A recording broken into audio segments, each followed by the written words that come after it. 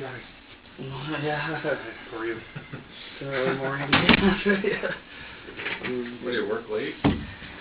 No, I just work every day and I don't get a day off. Yeah. So it kind of takes a toll on me after a while when I'm a night owl and I get insomnia, so I don't really... That's what I figured. I thought maybe you worked the overnight because No. it's a 24-hour place. Actually, Kmart's not 24 hours anymore, believe it or not. No? No, they closed it at 11. Oh, no kidding. Yep.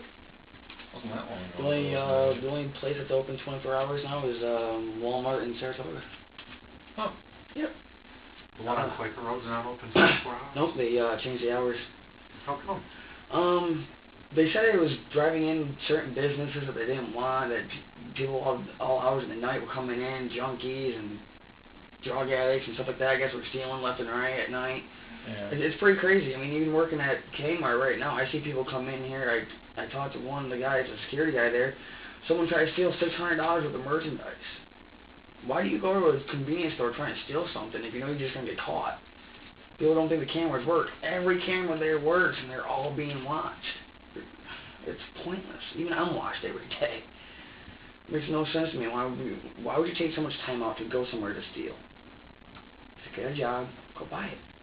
Mm-hmm. Jobs are hard to come by, but hey, took me a year and a half to get mine, but I got it. How long have you worked there? Let's see, next month it'll be 24.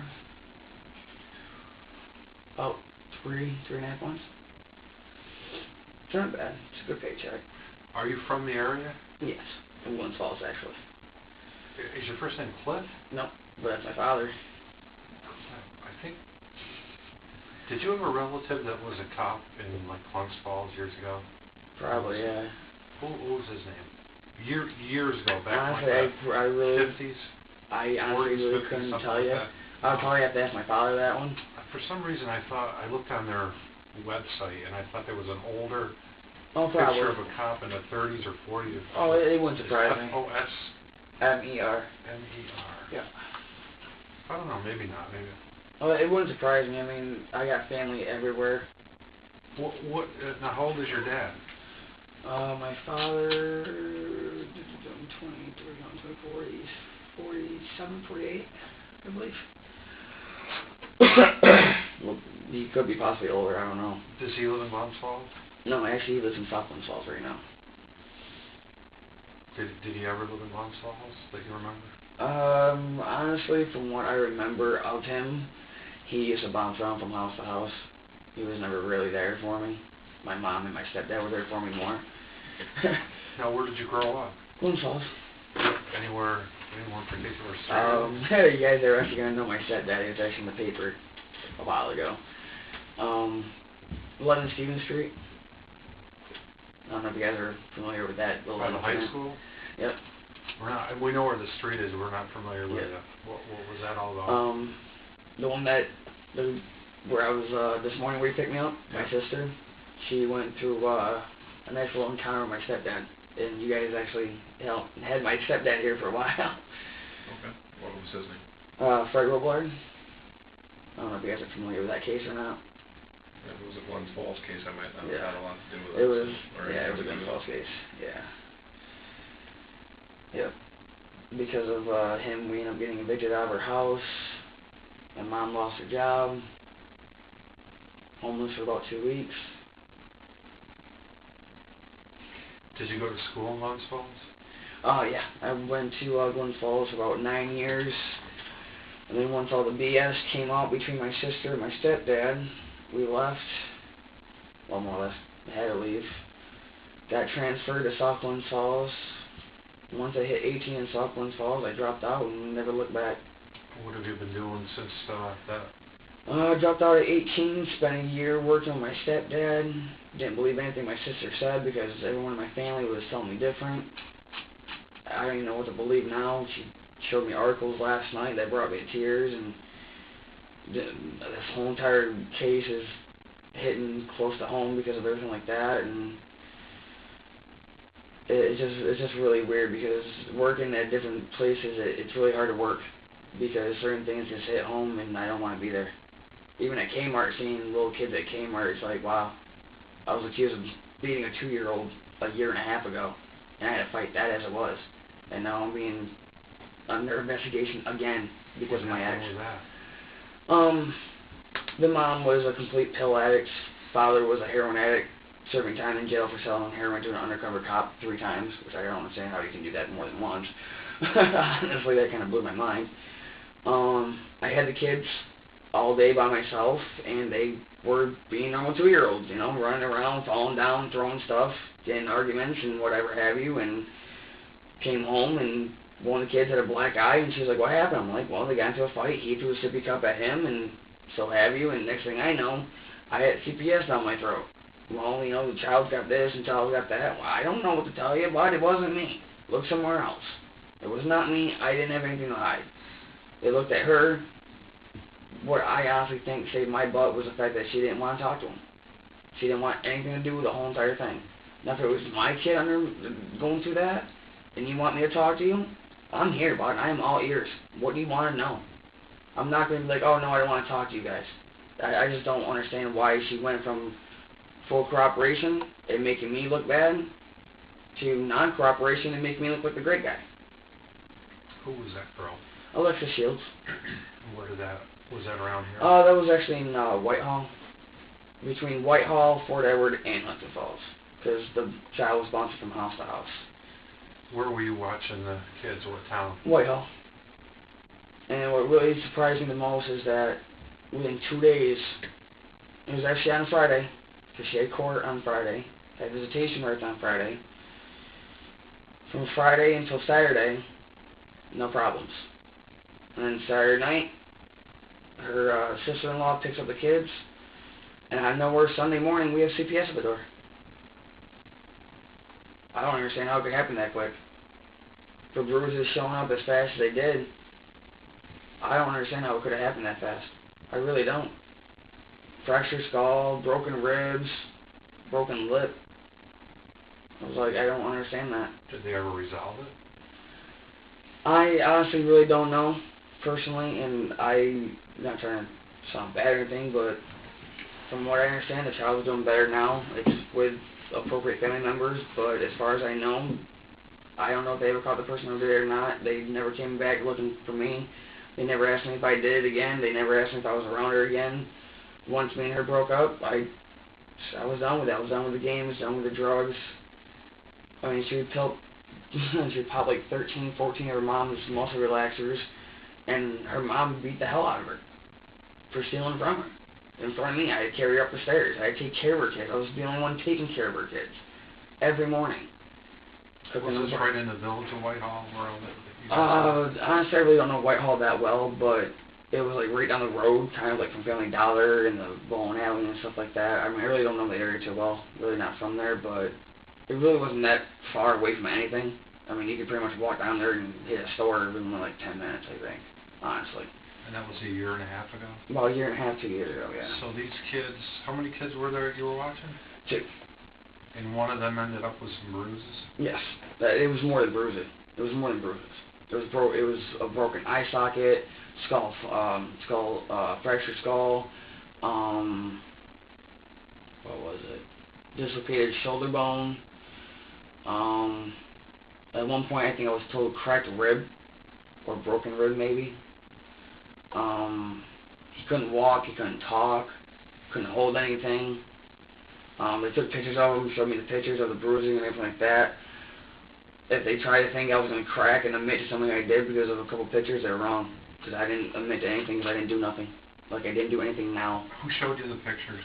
One of the investigators. I went up to the investigation office by the Queensbury High School. And I have no idea. I can't even recollect her name, honestly. It was a female, and I can't remember. It was that long ago. Year and a half? Yeah, about that. A year and a half, 2 years ago. Yeah, so it was 22? 21, I was with my father. 22. Yeah, I was about 21, 22 when that happened. So you don't know if it's ever been resolved? I don't talk to her. And when she tries to contact me, I tell her nicely to leave me alone. I don't want nothing to do with her. She's too psychotic, she's too crazy, and she blames everything on herself. For her having 2 kids, I know where she is right now because of everything that's going on with her. She's constantly harassing her ex-boyfriends, which I'm really good friends with. I see him every once in a while at the bar. We'll talk, we'll chit-chatter, no problem. What I really don't get the most, and what really bothered me the most, and to be honest with you, I really don't understand why I'm going through this right now, but it's all good, is I'm the first one to get looked at. And I broke up with Brittany Thursday. Is it Thursday night? It's a Friday night. I believe it was Friday night. I broke up with Brittany on Friday night, and all of a sudden, everyone's looking at me like I'm a bad guy.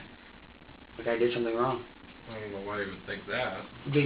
I don't know. Brittany told me yesterday she's going right down to the cop shop. Oh, well, I'm going right down to the cop shop. For what? Are you going to have someone arrested? Why are you going down there? To file a report? Matt gets a phone call 20 minutes later. Oh, she's blaming you for this. Really? She's blaming me. For what? What did I do wrong? Because I don't want to be with her fucking crazy ass? Because I don't want to be with someone who's psychotic?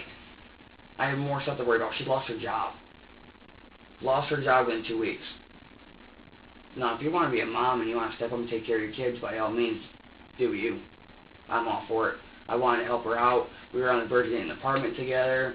She was doing great at work. And now all of a sudden she has no job. She still wants an apartment. And now the baby got injured from bouncing from house to house to house. And what I don't understand is that last week I picked the baby up by myself and brought the baby to my sister's house. Excuse me. Brought the baby to my sister's house, where my sister was, no less, after she got out of work, and Brittany stayed there for a week with us. And my sister couldn't even vouch for that. Mm-hmm. There for a week. She didn't do anything for a week. No dishes, didn't pick up after herself, constantly left the baby on the floor. But yet, hey, can you go pick the baby up from my aunt's house? What time? 10 o'clock at night? You want a 2-month-old out in this kind of weather at 10 o'clock at night? Really? You're a kid. Whatever, not gonna argue, bud. Sure, I'll go pick him up. No problem. Picked up the baby, got back to the house. It was all fine. She trusted me then, but yet I'm left alone in the house for 20 minutes to take care of the baby while her and Matt walk to the store to get cigarettes and whatever have you, and I come back looking like I'm a bad guy because I was left alone with the baby for a whole 20 minutes. But yet when I'm left alone with the baby for an hour and a half to walk from Glens Falls to South Glens Falls, it's all good. I don't understand that. What do you mean by that? When was that type of thing where you were an hour and a half? Because I think her name's Wendy, I'm not for sure, but her aunt or whatever have you, I guess, are really good friends enough to be considered aunt and niece or whatever. 9 Grant Street, I believe, in Glens Falls, is where the baby was. Mm-hmm. I had no idea where the baby was. At home, I was walking home, no less. Can you pick the baby up? What time? About 9:30, 10 o'clock. Tonight or in the morning? Tonight. What time do you plan on getting out of work? I'll probably be out around 10:30, 11 o'clock. Okay, no problem. Why can't you do it? Well, the car that I'm driving in really isn't safe enough for the baby and da-da-da and this and other thing. Okay, whatever, I really don't care. Yeah, I'll go pick the baby up. I'll walk all the way from the house, pick the baby up, walk all the way back to my sister's house by myself with the baby. No questions were asked, no nothing, baby was fine. She asked how the baby was. Told her fussy. He was crying most of the way. I didn't have anything to feed him because she didn't have anything in the thing, and I was like, you have everything that the baby needs. I have nothing. I picked the baby up. The only thing he had was a bottle, a little bit of formula, and that was it. I can't make a bottle out of nowhere in the middle of the street. I have no water source.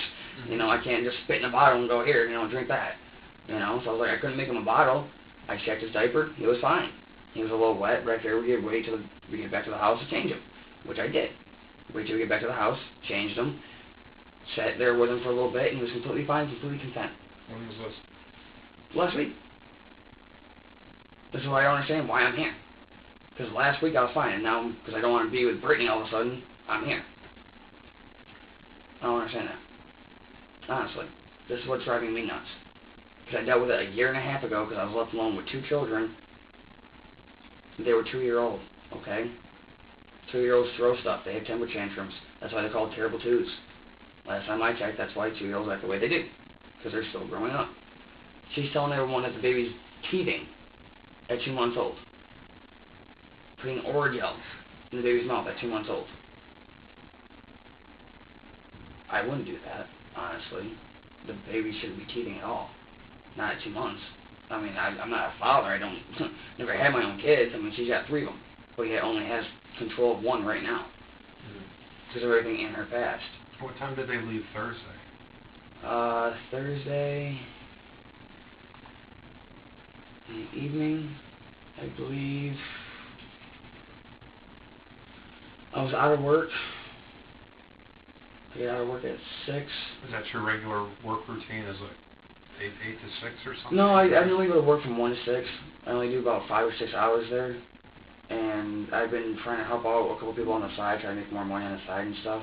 But on Thursday, you ended up at her house at about what time? Thursday, I got out at 7 because I stayed an hour late. Got to Matt's house around probably 7:15, 7:20, because it takes me a couple minutes to get everything ready and punch out. So about 7:15, 7:20, I got to the house, and I would have to probably say it was around like 8:30, 9 o'clock. She wanted to go get cigarettes. She wanted me to walk with her, but I really didn't want to because my kneecap was really hurting me from work. I didn't want to go. Told her I didn't want to go. And she started fussing about it, and Matt said, okay, well, you can stay here, watch the baby, me and you go. And I said, yeah, that works out. I'll stay here, watch the baby, spend the time with the baby, and that way you guys can walk to the store and walk back. And I asked Matt, how come he doesn't just go up to Hess? And he said, well, I've been walking up and down hills all day. I don't want to walk up and down hills anymore. I'd rather just walk straight and walk there. Okay, no problem. It took him about a half hour, almost 45 minutes to get back, which kind of really bothered me because it doesn't take that long to get there and get back. What? You got out at 7 that night? Yeah. Now, do you walk or drive? I walk. So you walk from Kmart to Matt's Boulevard? house. Yeah. Is it Matt's house or is it her house? It's Matt's house. She's not even supposed to be there. She's not on the lease at all. And Tom's already told Matt, which is Matt's landlord, that if she's there, Matt will get evicted. And Matt's been freaking out because he has nowhere else to go. His marriage is what it is right now. I mean, he barely sees his wife. And she is driving him up the wall. He's already told me that he can't handle it no more. Does he work? No. He's got cystic fibrosis. He can't do anything. Now, as far as you and this girl go, where did you meet her? I've actually been longtime friends with her. I've known a lot of her family, a lot of her friends. We actually grew up together. Well, not really grew up together per se, but a lot of people that I know, she knows very well. A lot of people that go to the bar Thursday and Friday night, you ask anyone, you know, any of my friends who I am, they can point you out right to me. You know, and be like, oh, that's him. The Daily Double. Do you go there? Yes, I do. Yeah. Does she go there too? Yes, she does. Did you meet her? Or did you go to school No, with her? Actually, I really can't recall how I met her. It was a long time ago. Honestly, we never really hung out that much, and I really can't even recall how we started hanging out more. I've always had a small crush on her. I thought she was a good girl, you know, whatever have you, and thought she was great to be around, but next thing I know, come to find out, I'm wrong. Completely wrong. She's early psychotic. She's bipolar. She needs pills. She needs counseling, as far as I'm concerned. And as far as a mom, I can't knock her as a mom. I really can't. She's there for her kids when she gets a chance to be there for her kids. But the whole entire work ethic and house ethic, personally, she lost her job because of all the appointments and everything like that that she's supposed to be had, and she wants an apartment. Well, for you wanting your apartment, you need a job. You need a job, you need money. And you go back and forth to work. She wasn't happy with that, and that's what more or less made me break up with her, honestly. And I can't even recall when we even started dating. It was probably about maybe a month and a half ago tops, if that. I mean, we were off and on because she's crazy. I could say one comment to her and she flips out. But yeah, it's okay for her to flirt with other guys and not expect me to get mad. What gets her angry? Anything and everything, honestly. The saddest part is when I told her that I had a 12-pack of glazed donuts for her, and I didn't bring them home because they wouldn't fit in my book bag. And she called me an asshole for it. What day was that?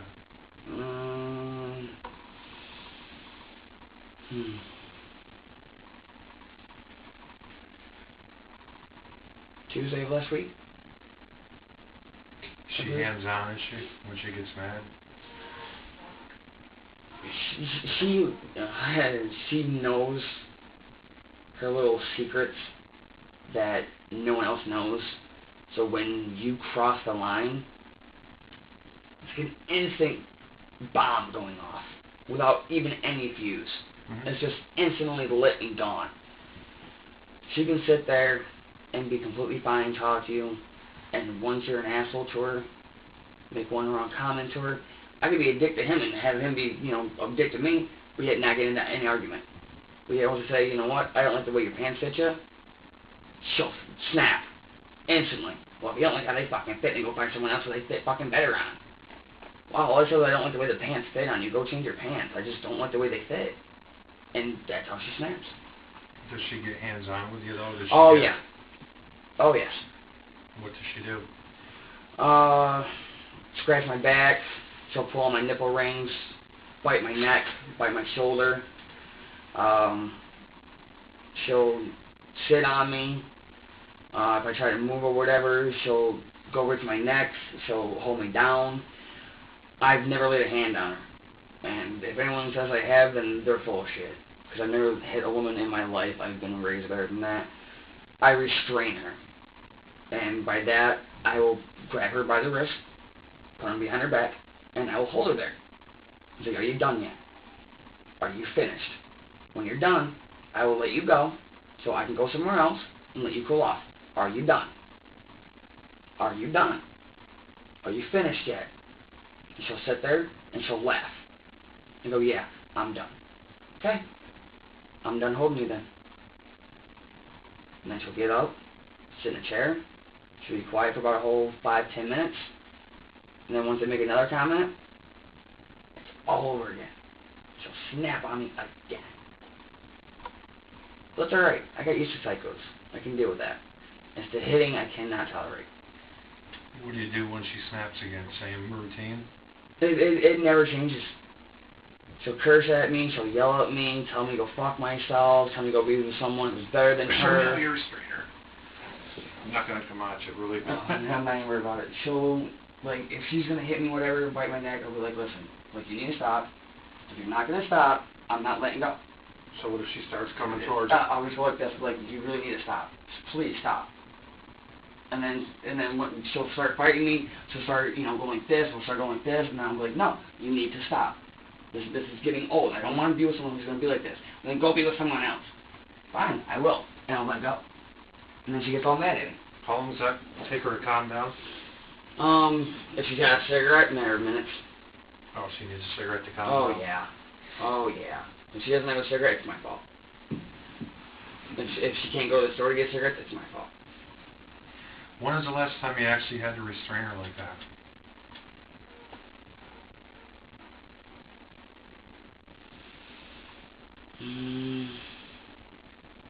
Probably last Wednesday or last Thursday, because we got into a small argument in the house. That was in 5 days ago? About that, yeah. She wanted to have sex after I got out of work, and I told her I was too sore and too tired to. And she looked right at me and she goes, are you going to be spending the weekend with me? I said, most likely, yeah. She says, what do you mean, most likely? I said, well, I don't know what's going on yet, and I want to go out with my sister this weekend. She didn't like that, because she wanted to go out that weekend. So we compromised. I went out Thursday night with my sister, had a great time, walked home with my sister, no problem, no nothing. No phone calls, no text messages. There wasn't a care on the world for me and my sister that night. Friday night, me and Brittany and Matt and Emily all go out to the bar, and all hell breaks loose. Some guy I don't even know she gets into an argument with, he storms out of the gate, she walks inside the bar, all pissy. Comes in front of me, tries to yank me away from one of my friends, pulls me by the arm, tells me, you need to come here now, and yanks on me. I had two of my friends hold me back saying, no, he's not going with you anywhere. You need to leave him alone.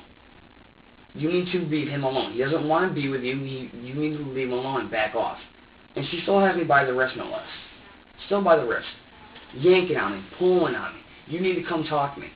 All my friends are holding me back. No, you need to leave him alone. You need to leave him alone. Back off. Go away. And everyone's telling him this.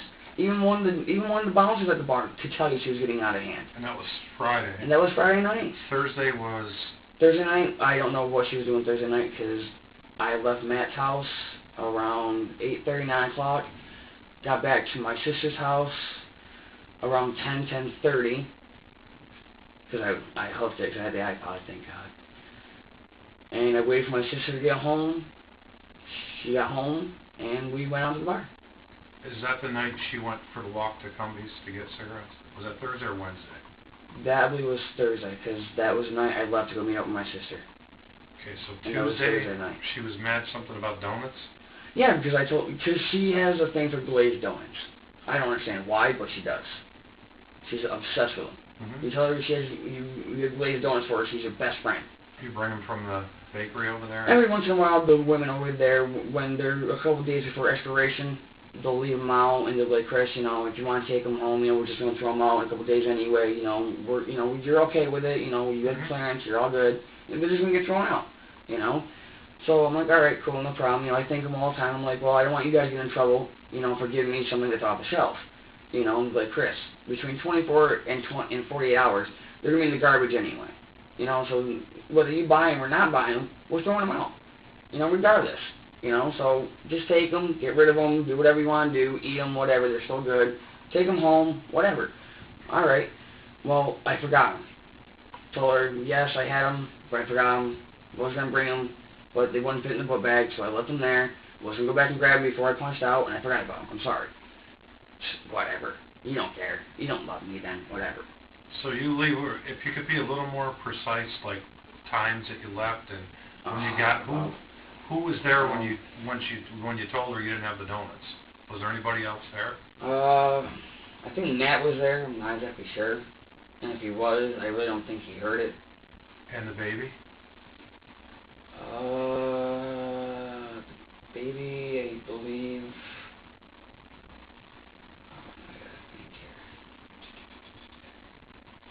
I believe the baby was in a car seat. No, the bouncer. She's been putting that baby in that bouncer a lot. I believe the baby was in the bouncer, and she was sitting in the corner chair in Matt's house. I had gotten out of work at 6:30, so I only stayed there for about a half hour. Walked to the house.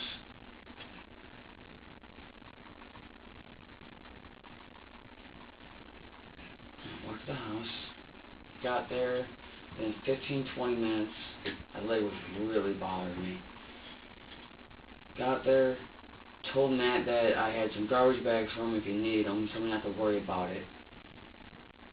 I think he went outside, I'm not exactly sure, I really can't remember. So I didn't stop drinking.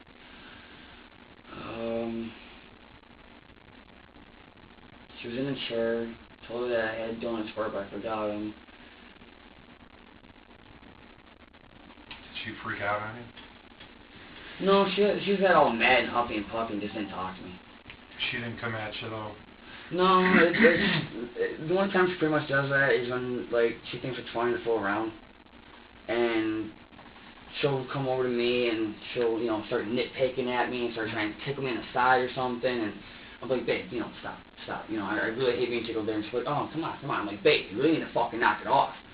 And she's like, wow, what's your problem? I'm like, I don't like being tickled there. It hurts. I have rib problems. Will you fucking knock it off? Whatever, be all fucking pissy then. I'm like, I'm not being anything, and then she'll bite my neck thinking it's funny. I'm like, babe, that's not funny either. What, it's not your ribs? No shit. She was a little mad about the donuts not being there. Yep. What was the rest of that night? How did all that go?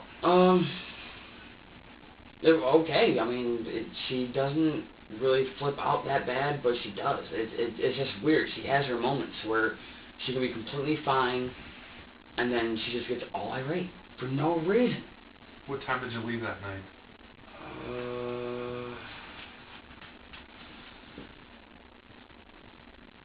Probably around 9, 10-ish. Everything was good when you left? Yeah. Where was the baby? Baby, I believe, if I'm not mistaken, the baby was on Matt's bed, sleeping with the bottle, if I'm not mistaken. Yeah, because Matt was in the chair. Me and her were on the couch, told her I had to leave. She got all upset, all huffy puffy, whatever. What was she upset about? Because I told her I had to leave. It's really weird because I told her I want another nighttime job so I can make more money. She gets all mad about that. Is that the night she wanted to have sex? She told me, yeah. She said that she planned on having sex all weekend long. She's like, well, what are you doing all weekend? I'm like, I don't know why. She's like, well, I plan on getting laid all weekend. I was like, must be nice to be you. So I'm a little fucking sore and tired by her. I don't perform on demand, dude. Like, sorry and shit. I don't. And she's like, whatever, fine. I'm just gonna find someone who does. Whatever, fine. Go ahead. Well, you really don't love me that much. She told you all that? Yeah. Believe so. So when you left, the baby was on the... Can you see the bed from where you guys were sitting? No. No. It's in a separate room? Yes. That's what really bothered me the most. So I told her I really didn't like the baby sleeping in Matt's bed because I really couldn't tell if the baby was okay or not. And she'd always tell me, don't worry, the baby's fine, don't worry, I can hear the baby, you know, I have great hearing, you know, I can hear anything when the baby cries, you know, I'm always right there. Okay, whatever, your kid, I'm not going to fucking fight, I'm not going to argue, I'm not going to bitch, I'm not going to moan. It's your kid. She told me point blank, face to face. Well, you know, they're my kids and I'll take care of them however I want to. Really? Well, if they're around me and they need to be disciplined and they tell me to go fuck myself, I'm going to go put them in the corner. Hate to tell you, but I'm going to put them in the corner. Sure. I'm not going to hit them. I'm not going to discipline them. Because last time I checked, you can touch a child, child abuse. I'm good. I'm set. Stay in the corner. That's how I was raised. If you got in trouble, your ass is standing in the corner. Do you ever watch any of her other kids? Nope. She doesn't have her other kids. She does not have her other children. At all. She does not have her other son or her daughter. For what reasons? Honestly, I could not tell you because I was not there. I don't know. I don't want to know. She got them taken away for whatever reason, and that is on her. I was there after all that went down. Not included in nothing or any of it. Don't know, don't care, not my business. The only thing I care about is Cole. That's the only thing I care about. Is making sure that everything goes down right for him. And she told me, you're not the father. You don't need to worry about it. Okay, no problem. But yet, she calls up John, who is supposedly the baby's dad, and starts yelling at him and cursing him out, telling him that we need formula, that we need diapers, we need wipes. And she gets all huffy puffy, starts cursing him out on the phone. I even have his number in my cell phone, saved for her. And her friend Amanda, saved for her. That way she can call anyone that she needs. But it's not good enough. Wasn't good enough then, ain't good enough now. She couldn't get any help from him until she apologized. She didn't want to apologize, so I manned up and I did it for her. Said, John, this is her boyfriend Chris. We need stuff for the baby. Do you mind helping? No problem, not at all. Cool. That's all he wanted was to be asked. Not yelled at, not talked down to, not cursed at, just simply asked. What's his last name? I don't know. I couldn't... Mallard? Does he live around here? Honestly, I never met him. I don't know anything about the guy. I never met him. So you leave Tuesday and you walked home? Yes, I always walk home. Grant Avenue or South Glens Falls? South Glens Falls. Grand Avenue was where the baby was when I had to go pick him up. Which I really don't think was fair to me to have to go pick him up, but whatever. It's a pretty long walk, isn't it? It is. To South Glens Falls from there? It is. And that's what I told her. She's like, well, can you pick the baby up at 9:30, 10 o'clock? I'm like, really? Are you serious? Like, I'm working right now. You haven't worked in a fucking week. You sleep all day. What was the last job she had? Wendy's. She just recently got fired from Wendy's about a week and a half ago, 2 weeks ago, if that. She worked there long? No. She didn't last a month. Did Mishenko ever work at Wendy's? Nope. He, as far as I know, the only job that he's ever had was years ago, and it wasn't even in the same county. Mm-hmm. What was your Wednesday like? Wednesday was good. Wednesday was fairly okay. I got out of work. What time did you go into work? 1, like usual. I try to leave my sister's house between 11:30 and 12 because it takes about an hour and 10 minutes to get there roughly, depending on what way I walk there. So I normally leave between 11:30ish and 12. Get up between 11. Walked to work. Got there fine. Had a good day at work, surprisingly.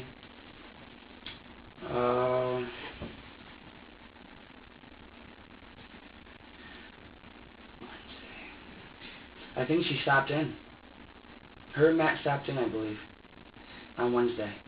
Have a baby? With the baby? No. So who would have had it then?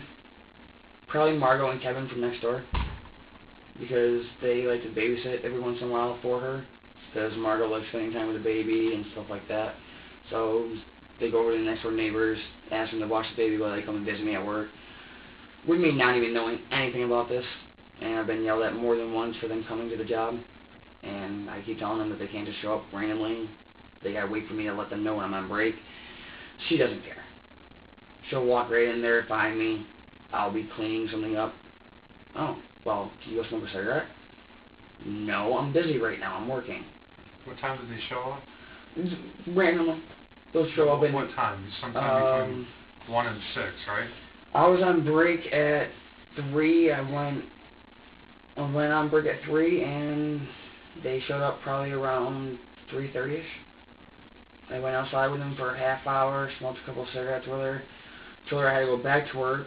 She got all pissy, and she likes to play that whole entire kissing game where she thinks it's funny to constantly want to kiss, and won't let me go until she gets one, and then it's another one, another one, another one, another one.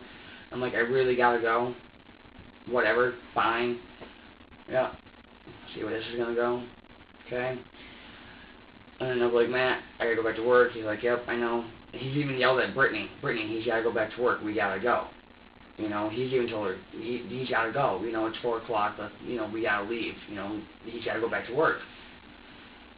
She doesn't want to. You know, she never wants to leave, but she does. She'll leave.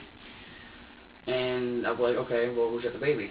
Oh, well, you know, they're next door, or so-and-so's got him, or he's here, or whatever. Where did she say the baby was? I think she told me Margot's, I believe. I asked her where the baby was, and I was like, okay, so where's the baby? And if I'm not mistaken, I think she said that Margot was watching him for a couple of minutes while they came and visited.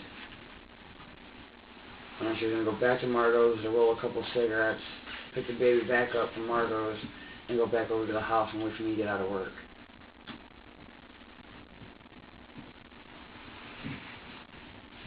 So I got out on Wednesday. Did she ask you if you were going to come over? No, she just expects me to. She'll just give me that look like, you're going to come over, right? That kind of look, and I'm like, I guess so. And then she'll be like, uh-huh. And then she'll walk away. Matt will ask me, yo, you going to come over after work? Most likely, yeah. Okay. Well, door will be unlocked, we'll probably be home. Okay, no problem. So you get out at 7 that night?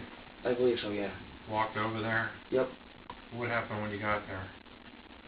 Nothing, it was all hunky-dory. Everything was all fine, no problems, no nothing. She had the baby, Matt was holding the baby for a little bit, I was sitting on the couch with her, smoking a couple of cigarettes, and baby was fine. Baby had no problem, sleeping, everything, woke up every once in a while, of course being a 2-month-old, crying, freaking out, and of course I say the same thing every time I always say. He's probably hungry or needs a diaper change. Yep, probably right. I know I am, because he's been sleeping for a while, he probably needs a diaper change, or probably he's hungry. You want to feed him, baby? If you want me to, sure, I don't care, I'll feed the baby, sure, whatever. So she'll give me the baby, or give Matt the baby, or she'll take the baby, and one of the 3 of us will feed him. And then one of the 3 of us will change him, and he'll be fine. She'll put him in the jumper or the car seat, and rock him back and forth until he goes back to sleep again. Was the baby crying when you got there? No. Matt was holding the baby? I believe so, yeah. Matt was holding the baby. I asked him how the baby was doing. He said fine. Baby looked fine to me. Baby looked okay. And I said, okay, well, you want me to take him for a little bit so, you can, relax your arms or whatever, sit down and relax. And for him having a disease that could kill him, he'd be a really good dad. Because he does not let that baby out of his sight, out of his arms. He pretty much fights with Brittany to hold the baby. When he wants to hold that baby, he wants to hold that baby. He does not like letting go of that baby at all. Does she ever try to, No. like a tugging match, like, I want... No, as far as I know, she'll just get up and, as far as I can tell, she thinks it's fine to play around with him and whatever, and she'll be like, oh, well, it's my baby and whatever, and if I want him, I can have him, and Matt's like, yeah, well, who's got the baby right now? I do, and da-da-da, they'll go back, and, they think it's fine to argue, and, I mean, I gotta admit, it is kind of funny because she gets all mad because Matt won't give the baby up, and it's kind of like, by the time you're a kid and you're holding him more than she is right now. How does she get the baby back? Matt will be like, oh, well, if you're not going to stop bitching, here you go. He'll be like, here's the baby. And she'll be like, thank you. She'll take the baby back, sit down with me, and then she'll be like, she'll, hold the baby and whatever, feed the baby or whatever, and then, I'll look over, I'll be like, no, he's content, he's fine, there's nothing wrong with him at all, I'm like, why wouldn't you just Matt finish watching a movie holding him, Because I want to hold my baby. Okay. I'm not sure if I misunderstood you. Hold your baby, Vaughn. A little while ago, did you say the baby was fidgety that night? Oh, fine that night. He was a little fussy and stuff because he's a normal 2-year-old. But, I mean, Matt takes care of that baby 110%. When did he become fussy? And just every once in a while when he wakes up. I guess he's been saying the baby's been eating. 7:30, you walk in. I'm just trying to... 7:30, roughly get there around 7:15, 7:30-ish. Matt's got the baby. Matt's got the baby. She's on the chair. Well, couch, whatever you want to call it. Baby's fine. Baby completely fine. Completely fine. No problems, no nothing. I have noticed, though, every once in a while, even with Brittany, with myself, with Matt, no matter who holds the baby, when the baby's sleeping and you move just right, he likes to move his head around a lot, which really bothers me a lot because nobody really holds his head. And he'll roll his head over like this, and it's kind of like, okay, well, I think his neck's going to snap or something, so I'll hold him in place. And then Brittany's like, you really can't do that. I'm like, why? She's like, because, he needs to, be able to move. I'm like, he's rolling around like a fucking bobblehead, bud. Like, I'm not going to stand here and let the baby's head go backward and fucking forward and smack off my chest. It ain't happening. Oh, that's fine. He'll be fine. Really? That's normal to you? I don't think that's normal. Last time I checked, that wasn't normal. But, okay, whatever. I'll do whatever you say. I'll treat the baby just like you want me to. No was problem. that conversation that night, or was that another time? It's 24/7. It's an everyday, whenever I have the baby, it's an everyday thing. Every time. If she doesn't like how I'm doing something, she'll correct me. With a quickness. Well, you're not doing this right. You're not doing that right. You need to stop doing this with the baby. Well, if you did this, the baby doesn't need this. The baby doesn't need that. Okay, I'm sorry. I didn't know that's not what you wanted. I'm sorry. She'll be like, oh, well, feed the baby. Okay, how many ounces? Really? You've been taking care of the baby for how long now and you still don't know? Well, you guys been going fucking back from 6 to 8 to 7 to 9 to 12. I don't know what the fuck you're feeding the baby. What number? 6. Okay, no problem. What really upset me the most is that feeding the baby milk, some syrup stuff, and a thing of baby formula really got to me. Because the baby was giving us dirty diapers. Almost on a regular. Like, constantly. And I was like, sweet, okay, cool. Caramel syrup or something like that, I think. Caramel syrup. Caramel syrup. That's what she was using. Black colored stuff. It was clear, kind of like clear. I want to say you took like pancake syrup and took the black out of it, that's what it looked like. And she stopped using that for some reason.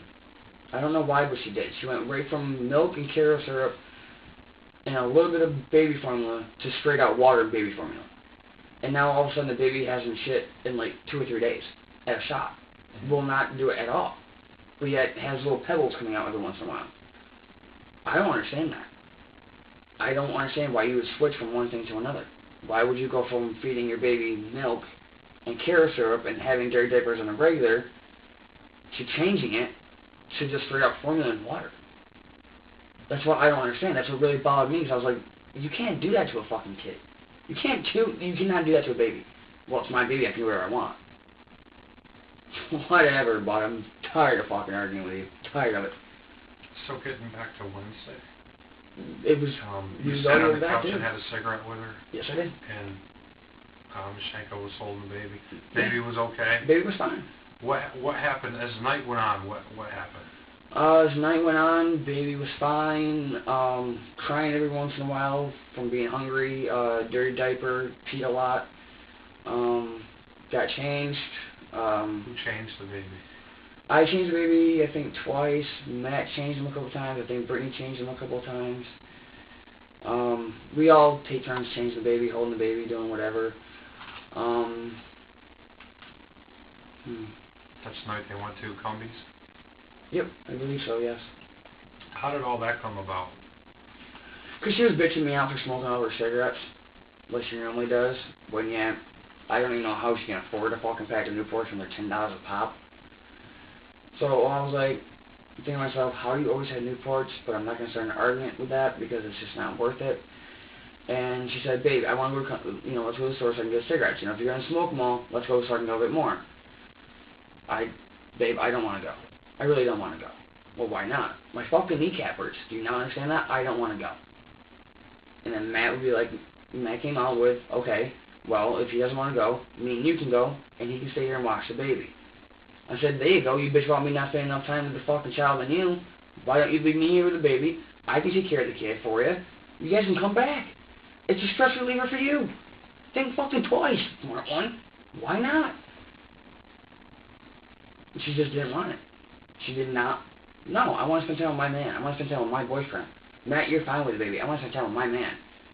Well, I want to spend time with the baby. So can you and Matt go, please, so I can spend time with him? Fine, I guess so. They came back. She was wondering what was wrong with the baby. I said nothing. Baby was fine. Baby was on my chest, sleeping. No problem. And I said, what's this mark on his shoulder? She says, what mark? So there's a mark on his shoulder. She goes, oh, it must be from his car seat or from his bouncer. I said, okay. I didn't think twice about it. I really didn't. Did not honestly think twice about it. She had the baby more than I did. I barely go over to the house because I can't stand being around Matt's wife, let alone the way the house is. And I told her that I'm not going to be around at the house if she's going to be there, and I'm not going to be there if the house is going to be destroyed. And I told her that point blank to her face, and I told Matt to his face. I'm sorry, but I can't. I'm not going to be in a house where there's nothing but fucking fruit flies. How can you subject your child to that? There's nothing but flies around because of her fucking guinea pig that she's never there to take care of anyway. And yet, Brittany has no problem taking care of that house to make sure that her child's a lot better.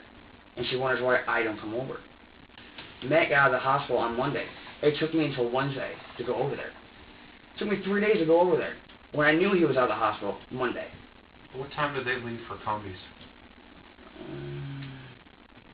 I'd probably say around like 8:30. And then Matt handed the baby over to you?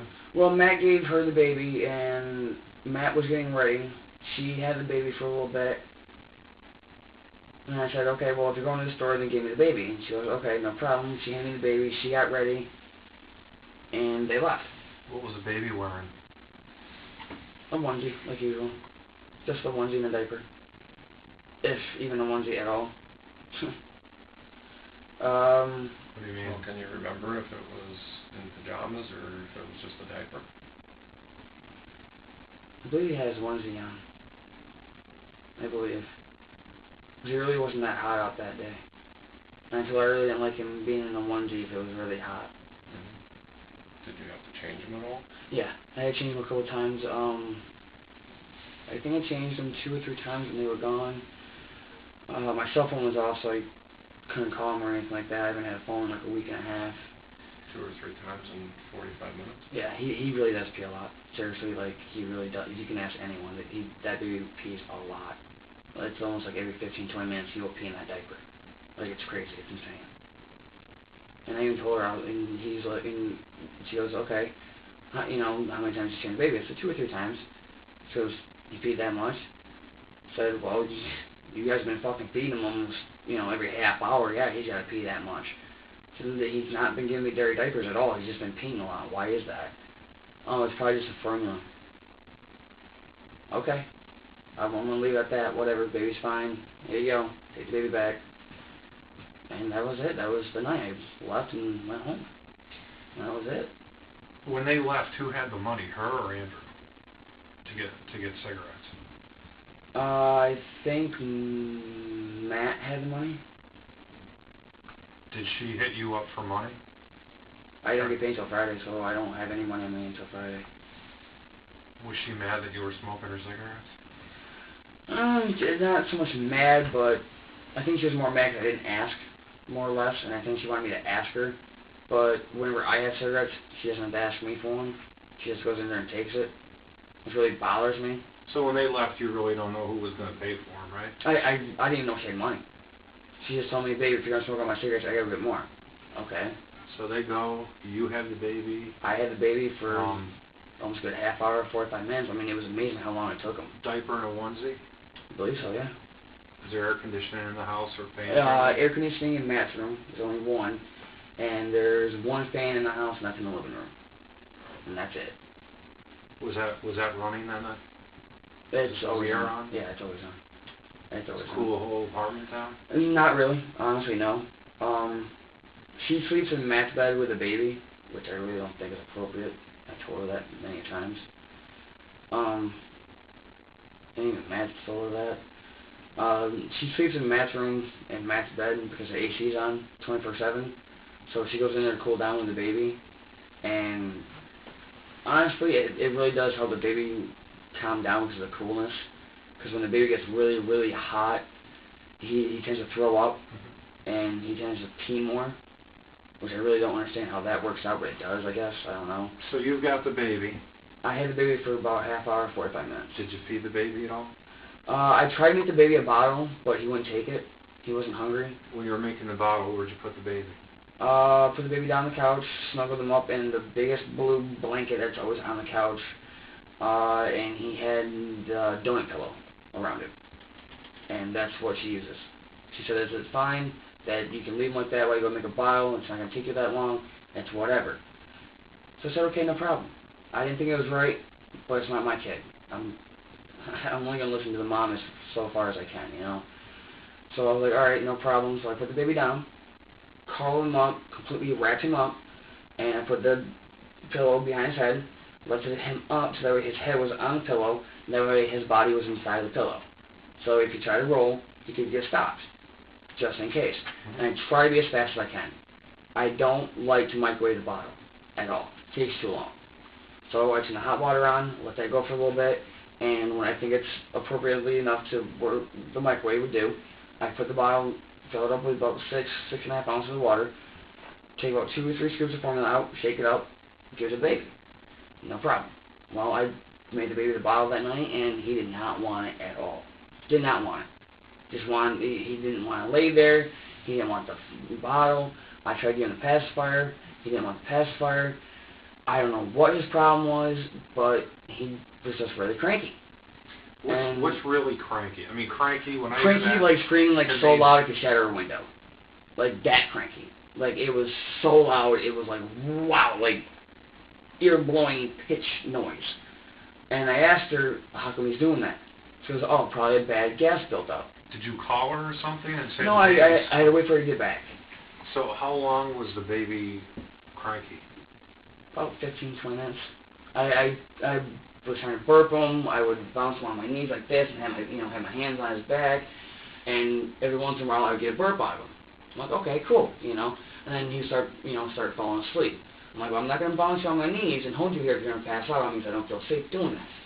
So I would pick him up. Start screaming instantly. The second I moved him, freaked right the fuck out. Like I was abusing the hell out of him or something. Like, boom, right there, once you picked him up, all hell broke loose. So I put him right back down. How did you pick him up? I would go like this with him and lift him up like this. So this way my fingers will be underneath his jawline right here. And that way my thumb will be in the back of his head. And that way when I would pick him up, this way I can elevate him nice and slow. And I would always lean with him, and that way I would go like this. Oh, so he's face down. Face down. And you're facing picking that him way. up by the chin? Both of the arms were sprawled out like this. So he would be looking like this. I would be bouncing nice and gently like this. And he would be almost completely passed out. No crying, no fussing. I don't know why he likes it, but he liked it. So, you know, I'm doing this, and every once in a while I get a burp. Okay, cool. Well, I would pick him up, and I would go like this, because I really don't like picking him up underneath the throat. It bothers me. So I would put my index fingers underneath his chin, and then my fingers behind his head. And that way I could lift him up just like that, and underneath the arms.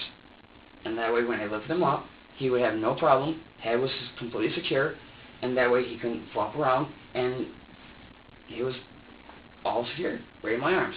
That way, just in case anything happened, I still had control of him, just in case. Because I got 4 scars on my wrist, and my wrist tends to give out. And I told Brittany I don't like holding a baby when my wrist is hurting. She doesn't care. So I hold the baby anyway. And I've almost lost control of the baby 3 times. I'm not even lying about that. It scared the hell out of me. I've gone to Brittany and told her, you gotta take the baby, my wrist is killing me, I can't hold him no more. Well, why not? No, surprisingly, it really didn't. I mean, I work with it completely fine. I mean, the garbage, it weighs more than he does, and I can pick that right up over my head and throw it in the dumpster with no problem.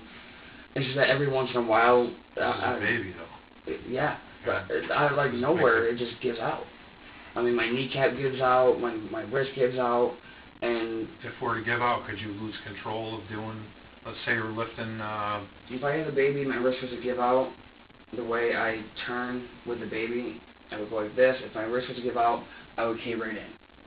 That's the first thing I do is I would cave right in. It's never happened before. And just go like this just in case. Because I rather, it's really going to be bad to say this, but I'd rather compress the baby than let the baby be mobile. Because if, in my opinion, if the baby is mobile, then he can roll off me and get hurt. I'd rather kind of like compress him against my body and then lift him up that way to make sure that he's not going anywhere. And like I said, this way he's fine. I mean, I don't know if that's a proper way to do it or not. I don't know. I never taken classes on it. But that's what I do just in case my wrist does give out. Because I don't trust my wrist at all. Even at work, I don't trust it. I've hurt people at work because of my wrist. It's kind of funny, but it's kind of sad.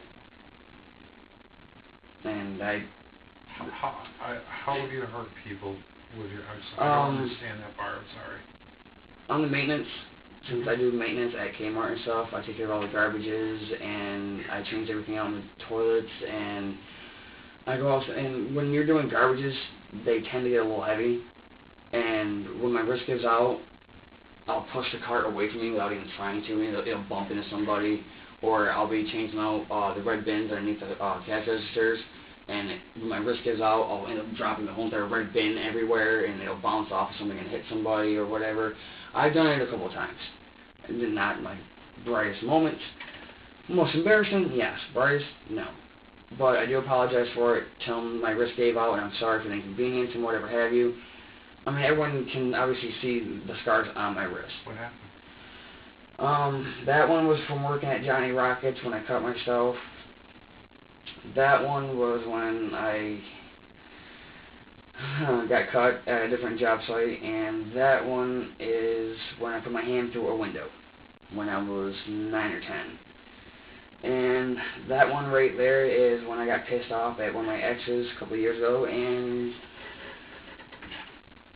thought I'd be tough and put my knife to my wrist. Try to get some anger out, and it didn't exactly work. It more or less pissed me off even more, and it made me bleed, and it really hurt. And no, never doing that again. Ever. A crying baby can be a challenge. It can, but the way I see it is that it's just the way I see a work day. And you guys will probably think I'm really weird for saying this, but no matter how bad a day can get, it always ends. Always ends. It's always got to stop at one point in time. And no matter how fussy a baby can get, eventually they're going to get tired enough to where they're going to fall asleep again. Or you can feed them, and that's what they want.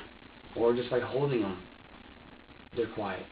Just the smallest things is what they want. It doesn't bother me to hear a screaming baby. I hear it all day at work. All day at work. So it doesn't bother me. I hear people complain. I hear people moaning, groaning over the stupidest shit over $2 whole. That something costs them $2 and they gotta bitch about it. I mean, I picked up after kids in the bathroom while they're still in there thinking it's funny. Shitting all over the toilet and I gotta take it up. And I gotta clean the bathroom. They think it's fucking hilarious. Yeah, I get mad, but I laugh it off. Because the day ends anyway. Who thinks it's hilarious? Oh, everyone. Everyone. If I took yesterday off, and I know I'm going to hear it today. I know I am, especially when I go back to work. Do you think that they look down on you at work because of what you do, or? Honestly, I really don't know. And, I mean, she's gone in there with a baby on more than one occasion. And, I mean, they all know that we were together. They all know that I was taking care of the baby and everything. And, I mean, one of the girls that works there, she was completely rude to her for no reason at all. And I even told her, I was like, that's just the way she is, you know. She's like, well, that's not even fair. She needs a change. Like, it's just who Brittany is, you know. Mm-hmm. You gotta get used to the way she is and if you're gonna be around her, you know. And at work, it's just different. When I'm at work, I'm there to work. I'm not there to socialize. I'm not there to have, I mean, yeah, we all have fun and whatever, and I talk with them. But when I'm called to a spill, or when I'm called to fix something or do something, I'm all over it. I don't waste any time. I am right there. Just like I told her I would be for that baby. If there's anything wrong with that child, let me know. If I got the money, I'll be there. If you need a babysitter, let me know. If I can do it before work, fine. If not, it's got to wait until after work. I can't skip out on work because you need a babysitter. I can't do it. You know, and she's like, well, you know, what do I do for a babysitter, you know, if I can't find one? I don't know what to tell you. I can't give you an answer. I have to go to work. I can't just call off because you need a babysitter. The week that she stayed at my sister's house, she needed a ride back and forth to go get WIC and to go shopping and pick up baby clothes and go pick up baby formula. No one wanted to give her a ride because she didn't have gas money. And she wanted me to stay home with the baby and watch the baby. I can't. I have to go to work. My sister's like, Britt, I gotta go to work. I can't stay here either. You know, like we both have a full-time job. We cannot stay here. So Brittany was at the house. I get home. She didn't go anywhere for 6 fucking hours. Didn't do anything for 6 hours. And that drove me fucking insane. And I looked at her and said, how can you not get anything done? I said, I'm at work, no formula, no diapers, and no one came to fucking help you? With a 2-month-old baby, no one came to fucking help you. Are you serious right now? You're going to tell me that no one came here to help you with that child? No, because everyone wanted gas money. Why do I not fucking believe that? Why do I not believe that when you had the fucking stroller in my sister's room, car seats right there, you could have walked your ass anywhere to get help, and you didn't want to do it? Why is that? Because you're fucking lazy. Because you don't want to do anything. You can't even hold on a fucking job. And she expects me to fucking bend over backwards. I'm not bending over backwards for anyone unless they fucking deserve it, period. And I'm not going to take responsibility for something I didn't do.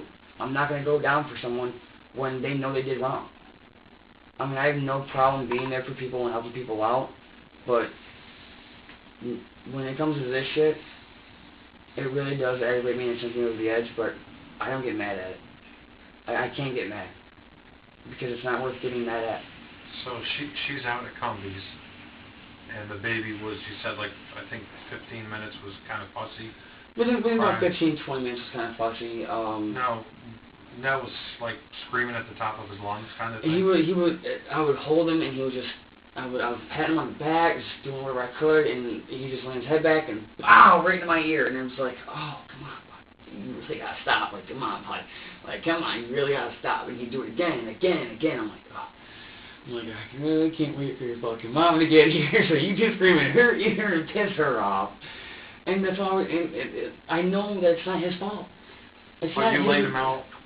I would pick him up the same way that everyone else does. At least that's the way I think everyone else does. I more or less grab him right by the nipple area with my thumbs, and I grab him by the back, and I never go underneath the armpits, ever. I was always told never to do that just in case, because the baby could slip right out of your hands. So I don't do that. So when I pick him up off my chest, I had him by the nipple area, and my fingers were completely separated on his back. And I went just like this, sat him down, laid him down like that, and that way I went like this to his head, turned his head sideways, that way he could breathe. That way I didn't snap his neck, and that way I didn't hurt him. Took his legs, stretched his legs out, and all I do is I put my hands on his back and just went like this. That's all I would do. Was he still crying? He was, but after a while, he let out a couple of burps, and then he was still crying, and it got really bad to where I had to stop, because I couldn't tell if he was breathing or not, and I didn't know if I heard him, and I had to check down, and I had to like lift his head up, and there was a pile of drool on my pant leg. I'm like, okay, well, at least I know you're drooling like crazy, and at least I know you're breathing. And he started fussing again, because I stopped. Was he thrashy? No, not really. When I bounce him and I'm like this, he's really calm and he's really still. And that's what really scares me, because I didn't know if I heard him or not. Because I didn't know if I crushed his lungs or if I hurt him or if I was bouncing him too hard and I hurt his neck or something. I mean, I stopped because I was freaked out. I didn't want her coming home, oh, my fucking kid's dead because you don't know how to take care of a baby. No. Did you think there was a time that he stopped Yeah. breathing? Did he stop breathing? No, because he was just breathing nice and slow, and that's what scared me. Because when I'm bouncing him, I couldn't tell. I was like, okay, yep, and then about a couple minutes would go by, I'm like, are you even fucking alive anymore? Like, what, did I kill you or some shit? And then he was like crying. I'm like, oh, okay, well, you're obviously still alive, so apparently I just pissed you off again, and I go right back to doing it. And then he'd constantly drool. And then every once in a while, I hear a burp, or he fart. I'm like, okay, I know that must have hurt. I mean, when you don't go to the bathroom for a couple of days, it hurts. I know it does. You're right. You know, constipation sucks. And that's why I asked him, like, how long has he been constipated for? He goes, oh, a couple of weeks. And you don't go get your fucking son checked out when he doesn't take a shit for a couple of days, let alone a couple of weeks? Are you serious? Was there a time that you thought that he stopped breathing? Yeah. There was. That's why when I was bouncing like this, I would stop. And I didn't feel anything.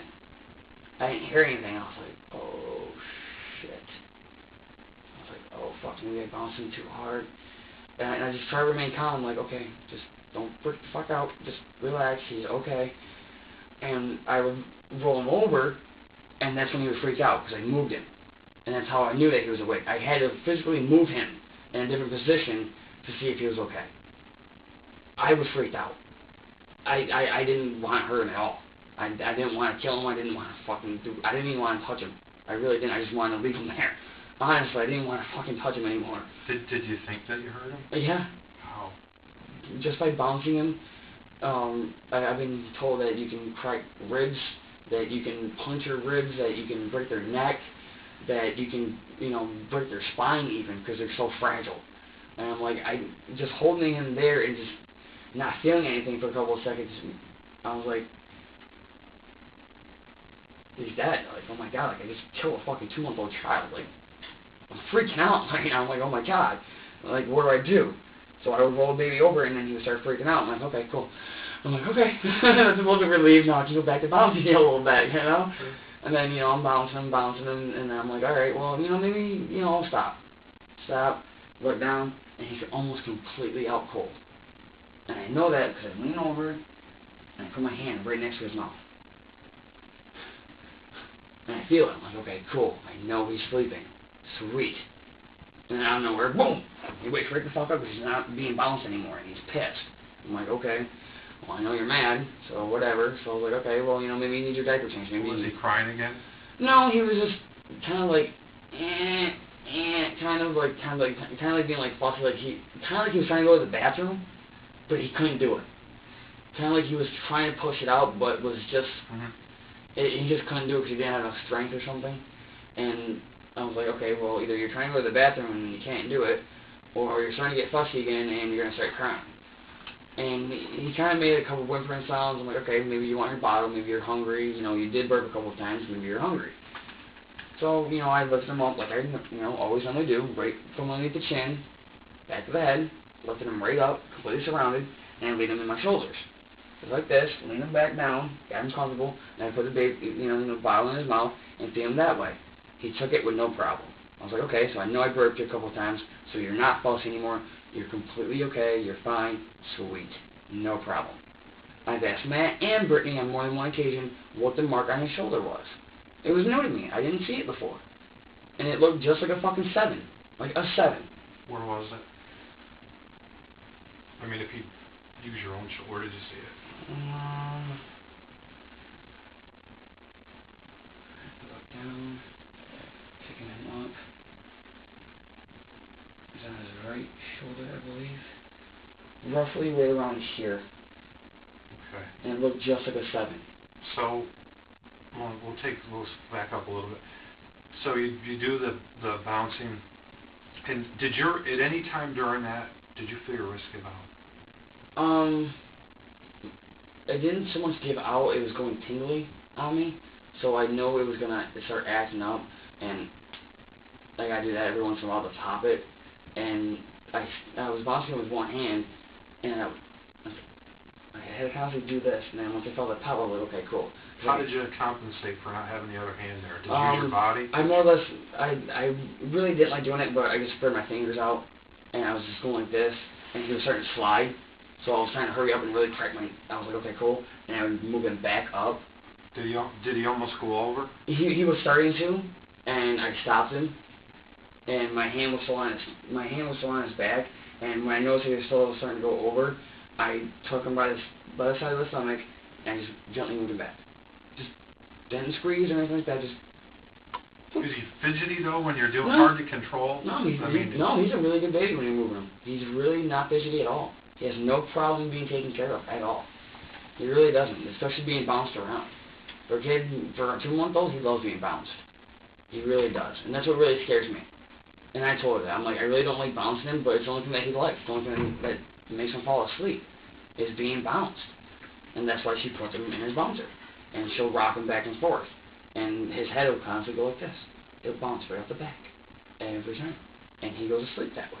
So you eventually get him back up and cradle him? I get him back up, cradle him in my arms, put the bottle in his mouth, and I'm holding him there, and he's fine, no problem. Mm-hmm. And he likes to drink it too fast. And Brittany's noticed it, Matt's noticed it, I've noticed it. He doesn't take his time. And I don't know if I'm putting the bottle too far into his mouth, not far enough in his mouth, but it just seems like he constantly spits up the formula. Constantly. So it's like, okay, so I take it out, I wipe his mouth out, and then he gets cranky again because he took the bottle out of his mouth. So I try to put it back in his mouth, and then he started whining again, started crying again. And I was like, okay, mommy's going to be back really soon, I fucking hope. And I'm like, it's been a while. Well, it doesn't take that long to walk the Cumbies and walk back. Well, that's probably going to be a 15-20 minute walk there, depending on how fast you walk. Like, they really should have been back by now. Really should have. How were you feeling? Paranoid. Honestly, because everyone keeps saying that Matt and her have been sleeping around together. What was bothering you about her not being back? The fact that I got left with her kid. For her saying it's her kid and that no one else is going to take care of it and this, that, and the other thing. Did you think maybe something was wrong with the kid? Not really, because, he's all fine and content, but what really bothered me, and I brought it to her attention, I brought it to Matt's attention, and I think this is why I'm being looked at, honestly, because I said something, but it doesn't bother me, because I'm not fucking scared. I asked him, what is that mark on his shoulder? Why is there a mark on his shoulder? And it was only on one shoulder. How did it come to be you saw that mark? And did you see it before they got home? No, I didn't see it before they got home. It was probably the next day is when I stopped over at Matt's again, and he had a baby in his arms or was putting the baby down. I can't exactly remember. And I said, Bud, what's that mark on his arm? He's like, what mark? I'm like, that one right there. What's that, like, 2 little marks on his arm? I'm like, that looks like a 7. Kind of weird. And Matt looks over at Brittany, and Matt's like, probably from the car seat? She goes, yeah, probably from the car seat. I'm like, are you guys sure that's from the car seat? I'm like, that doesn't look like it's from the car seat. She goes, well, where is it? So it's up by his shoulder blade area. She goes, oh, it's probably from his car seat. It's probably too tight, or someone's probably taking him out too rough. Okay. I know I haven't taken him out of any fucking car seat, let alone out of any car. So, where did the mark come from? And it took her this long to do something about it? Which is what I don't understand. Because Matt even told me yesterday, when Matt came back to the job and told me what happened, because he stopped in earlier and saw me.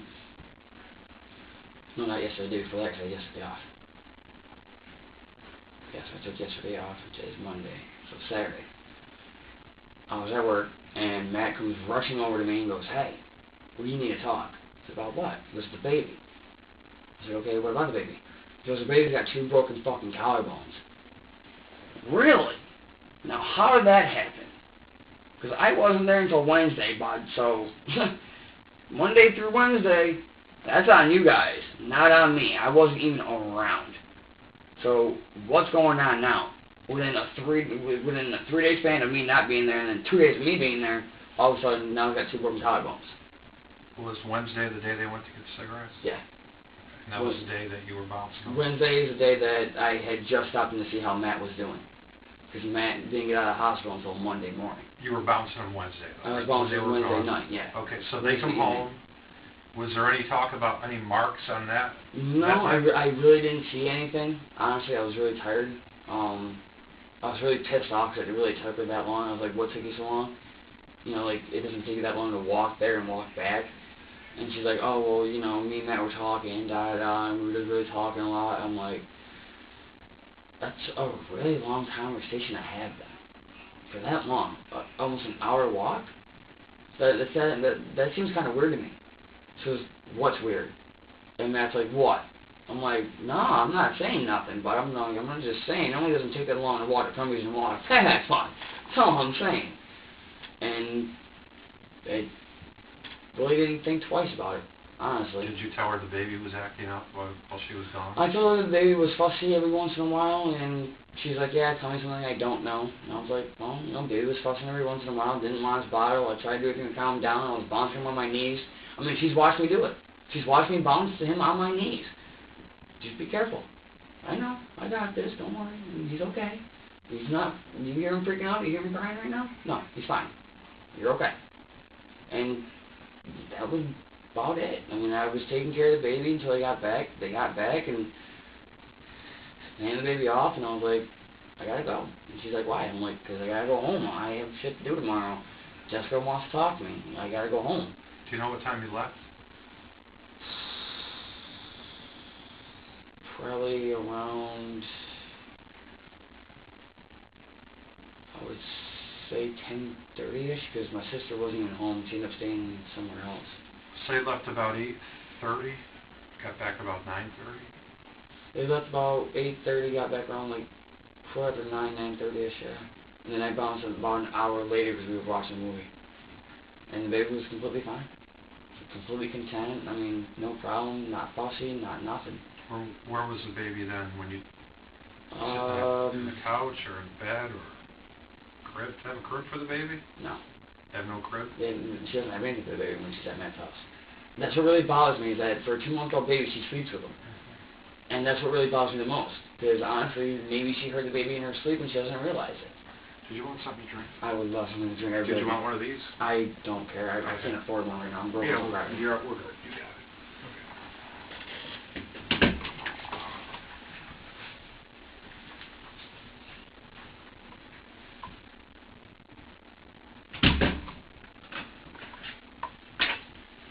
You're all set, and you get the drink and everything, all right? Mm-hmm. What time is it? So after 12. Well, 8:10.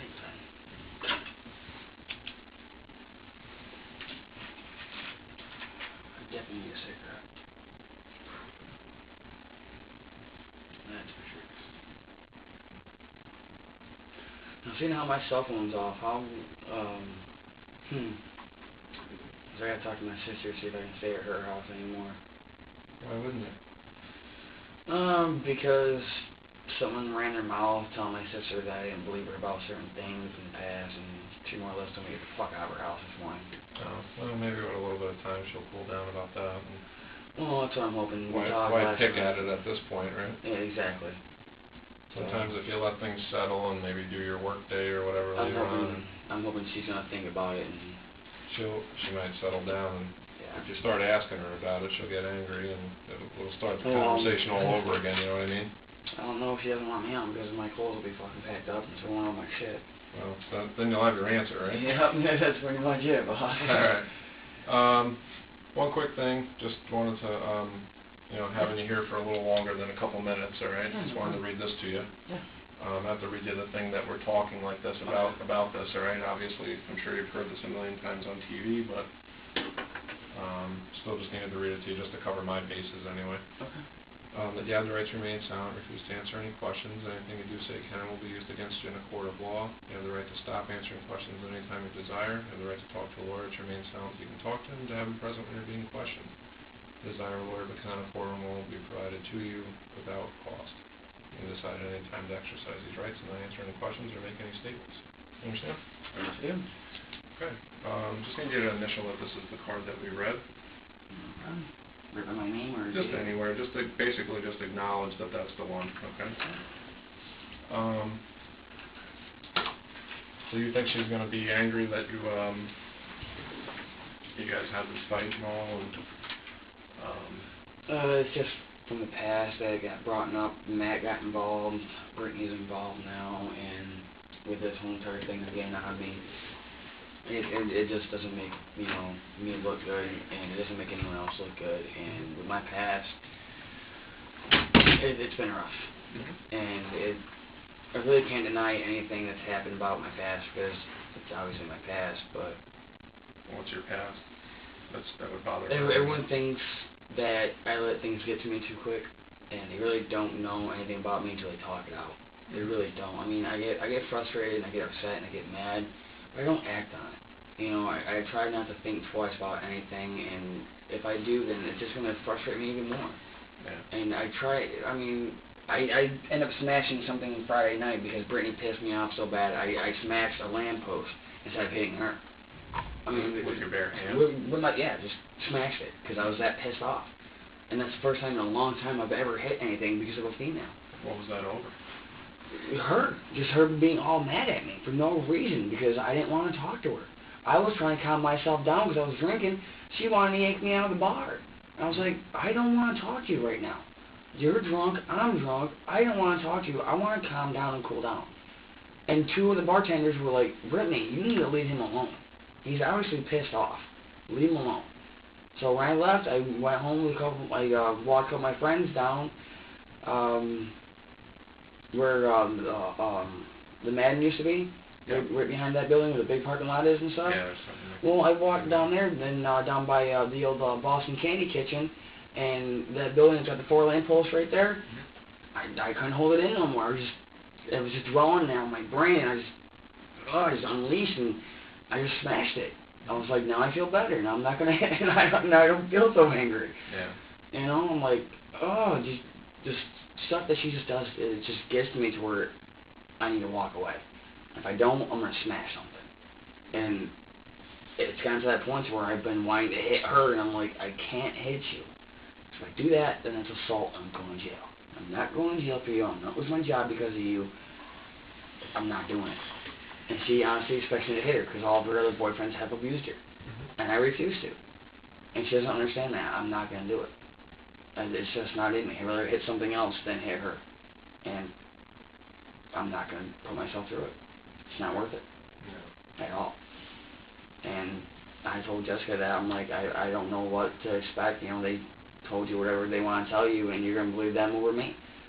Someone who you barely even know, you're going to believe them over your own flesh and blood. Fine, whatever. It's your call. So that last night, she got all pissed off at me, too. I was like, what am I going to say? I can tell you no to your face 1,000 times, and will you believe me or not, that's up to you. If you believe what Brittany wants to say, fine, believe what Brittany wants to say. You've known her for a whole fucking week. Congratulations. You believe in someone over your own family. Her own brother, her other brother wants her ex-girlfriend. And she's paranoid about that. I don't want her. I've already told her that she's her ex, but I don't want nothing to do with her. We're just friends, that's it. Period. I'm not going to try and do anything with her. And her other brother has tried to kick her out of the room, do this, do that, and it's like, really? And you think I'm the asshole here? Like, really? I'm the bad guy all of a sudden? Whatever, bud. I told her I really don't care. I really don't. Her opinion's her opinion. It is what it is, and unfortunately I'll find out today if she wants me there or not. Yeah. If not, then we gotta make a couple phone calls. It's gonna be real interesting to do again. I'm sure it'll work out. I hope it does. I really do. Because if it doesn't, I am so screwed. So screwed on so many levels. As long as I don't lose my job, I don't care. Yeah. As long as I don't lose my job, I can go from place to place and make a paycheck a week and start going from there. Other than that, I really don't start care. over. Yeah, I'm used to starting over. It's not a big deal. I just don't want to be homeless again. That sucks. That's rough. That's not fun. Well, as you can see, somebody else joined us in the room. Yeah, a brand new friend. Yep. Earlier you were talking about, how you were bouncing and things like that. Right. I just wanted to see, maybe with Oh, yeah, I an can- actual example, oh, yeah. maybe you can show us. I'm more than glad to show you guys. I'm more than glad. Now this is what I mean. Whenever someone hands a baby off to me, this is exactly what I mean by picking the baby up. By the nipple area, and my thumbs and my home entire fingers are all separated on my back. Yep. That's exactly what I mean by, just like how I took it from you, the same exact thing. That's exactly how I always grab it. Now when I go to lay the baby down, put my head like this, so I know I can look the baby in the eye. That way I know the baby's looking at me, this way I'm making direct eye contact. This way I know I'm doing what I want to do. Just like so. Arms are down, and all I was doing well, obviously not that. Yeah, they come off, that's fine. But just like this, and that's it. That's all I was doing. My hand was on his butt, left hand on his back, just in case. And this is all I was doing. All I was doing. And the head, well, obviously I can't turn the head, but head was turned so he spit or whatever. Facing that way or toward you? Whichever way he wanted. I let him choose. As long as it wasn't straight down into my leg, so he was suffocating. I didn't trust that. I really didn't like that. Does he have much movement of his head at that age? Yeah. He would look around and do this and whatever have you, and just look around and be like, okay, yeah, I'm still here, buddy. I'm looking right at you. Yeah, you can see me. Yeah, I'm still, And that's all I would do for a while. Was just do this, and that was it. That's all I would do. And then I'd stop. Make sure he was fine, and then once in a while he'd freak out. Okay, no problem. Go right back to it. Okay, yep. What's freak out? Out of nowhere he just starts screaming. Like, Ear piercing? just, not really so much ear piercing, but like, it's like, okay, you were just fine, like, why are you crying all of a sudden now? Like, you were just fine, like, what is the problem?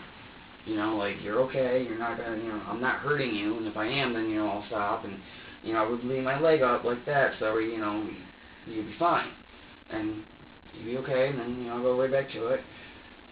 Yep. Earlier you said you had to check to make sure.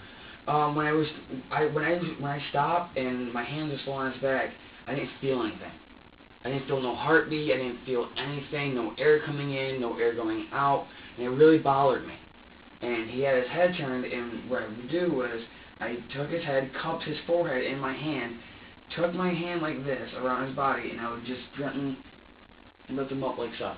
That's all I would do to make sure his head was secure, to make sure his body was secure, and just lift him up. And that way I could tell, because he hated his head being lifted up, hated it. And I would do it on purpose to make sure that he was fine, and I would move him on purpose to make sure he was okay. How did you know he was okay? Just by looking at him, he would blink his eyes, open his eyes, close his eyes. He would breathe in, breathe out. If I was holding him too long in one position, he would start kicking a little bit, try and get out, try and break free, whatever. That way I knew he was uncomfortable. That way, at least I know. I'd rather have him uncomfortable and know he's okay than have him be completely comfortable and not know if he's breathing or not. Was there a time he ever slid off your leg? A couple of times he would start going like this, and I would go like this and just lift him back up. Or if I was petting him or whatever, he started going like that, I would be like, no, come here, come here, and then just, go right back at it. What about your wrist? If my wrist was feeling like it was going to give out, I would just go like this and just keep bouncing him. And if he started going forward, then I would stop and just go like this. And that way I would hold him, and that way he couldn't move. And if, once my hand cracked it back, I worked that, but okay, you're still fine, you're okay. And just keep on going at it. That's all I would do. And then if he burp or whatever have you, or if I thought I needed to change him, then I would just simply go like this, put my hand over his, like that, lift him up, set him up, and just cuddle him, just like that, like I normally would. And then I would turn him over and just check his diaper. Simple as that, and then feed him. If he was hungry, I'd try the bottle. If not, then I would just go like this once again, and that way I would lay him back down and go right back at it. How long did this go on for? I would do it periodically for about 15, 20 minutes, randomly. I just do it out of the blue because I think it really calms him down a little bit. So I would just. So was it 2 times of 15 minutes, 3 times of 15 minutes? I would do it for about 10, 15 minutes at a shot. Yeah. How many times? 2, 3 times, if that. Nothing too major, nothing too severe to where I didn't really want to cause, neck damage or brain trauma from all the bouncing or any bodily injuries or anything like that. So I would just, for a little bit, keep going. My legs would be going completely numb. And that's all we'd be doing is just, you're okay, you're okay. When your wrist gave out, how do you compensate for that? If my wrist was starting to give out and my wrist was just completely like, yep, okay, that really hurts. And then I would just gently vibrate it while I'm still holding him in place with my left hand, and I would cuddle my body around my whole entire hand. This way my chest is touching my hand, but my hand's touching him. This way I'm not completely suffocating him. And if I felt like I was, then all I would do is just lean up. Were you leaning against him harder than that? No, just like this. Just enough to hold him. I was just going to say, you described that earlier as compressing him. Compressing him, holding him down. I really hate using compressing, but I mean, it's like the best word to use. I would just hold him down until my hand felt better, and then once it felt better, I would just lean back up and just hold him like that and just keep patting him. I mean, I hate using the word compress because it sounds so dangerous, but it's the only way I know, the best way I can describe it. I would compress his body against mine.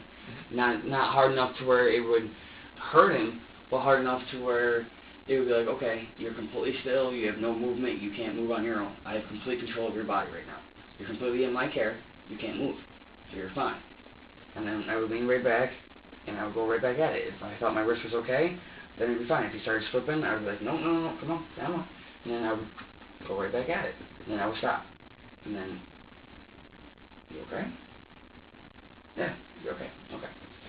And then it would make him pass out completely. Just make him go right to sleep. And then I would, okay, well, you're asleep, but whatever. I'll keep going, and that would be about it. I mean, was there a time you thought the baby was dead? There is, because I didn't feel anything. And when I stopped to check, I would lean forward like that, and I would move my feet back and forth to make sure that I had different elevation in my legs, because I could tell, because my legs go down instead of going up. My legs would go down, and I would lean forward, and I'm like, okay, I don't like that. I can't tell if he is, so I would put my legs back up, and then I would lift his head up and like, okay, you're fine. Why would you think he was dead? Because he wouldn't move when I stopped. Like, if I was going like this and bouncing him and everything like that, and then, patting him on the back, he just got so comfortable, and his legs weren't moving, he wasn't doing anything, and it freaked me out. It honestly scared me. That's why I stopped. I'm like, okay, you're not doing anything. Your legs aren't moving. You're not breathing in. You're not doing nothing. So I would just gently lift his head up and be like, okay, well, I don't see anything. And I would listen to make sure he was breathing. And if I couldn't feel anything or tell if anything, I would try and wake him up. I would just rub his back, and I would try to aggravate him enough to make a noise. Try to get him awake. Try to make him do something to let me know he was okay. Did that scare you at all? It did, because I don't want to lose a baby in my care. Because if that happened to me, then that would happen to if that was my own son, that would kill me. That would destroy me inside and out. And having it just be, his son, your son, just having someone else trust me with their kid just proves that they trust me enough to be like a dad. Okay, well, you can't, you don't have your own kids, but here's a child that you can treat like your own. Did you feel like you panicked at all? I did, and I know I did. I freaked out, and I was like, oh my God, you're not doing anything. Like, what's going on? Like, are you okay? Are you breathing? Like, hey, like, come on, talk to me here. Like, hey, come on.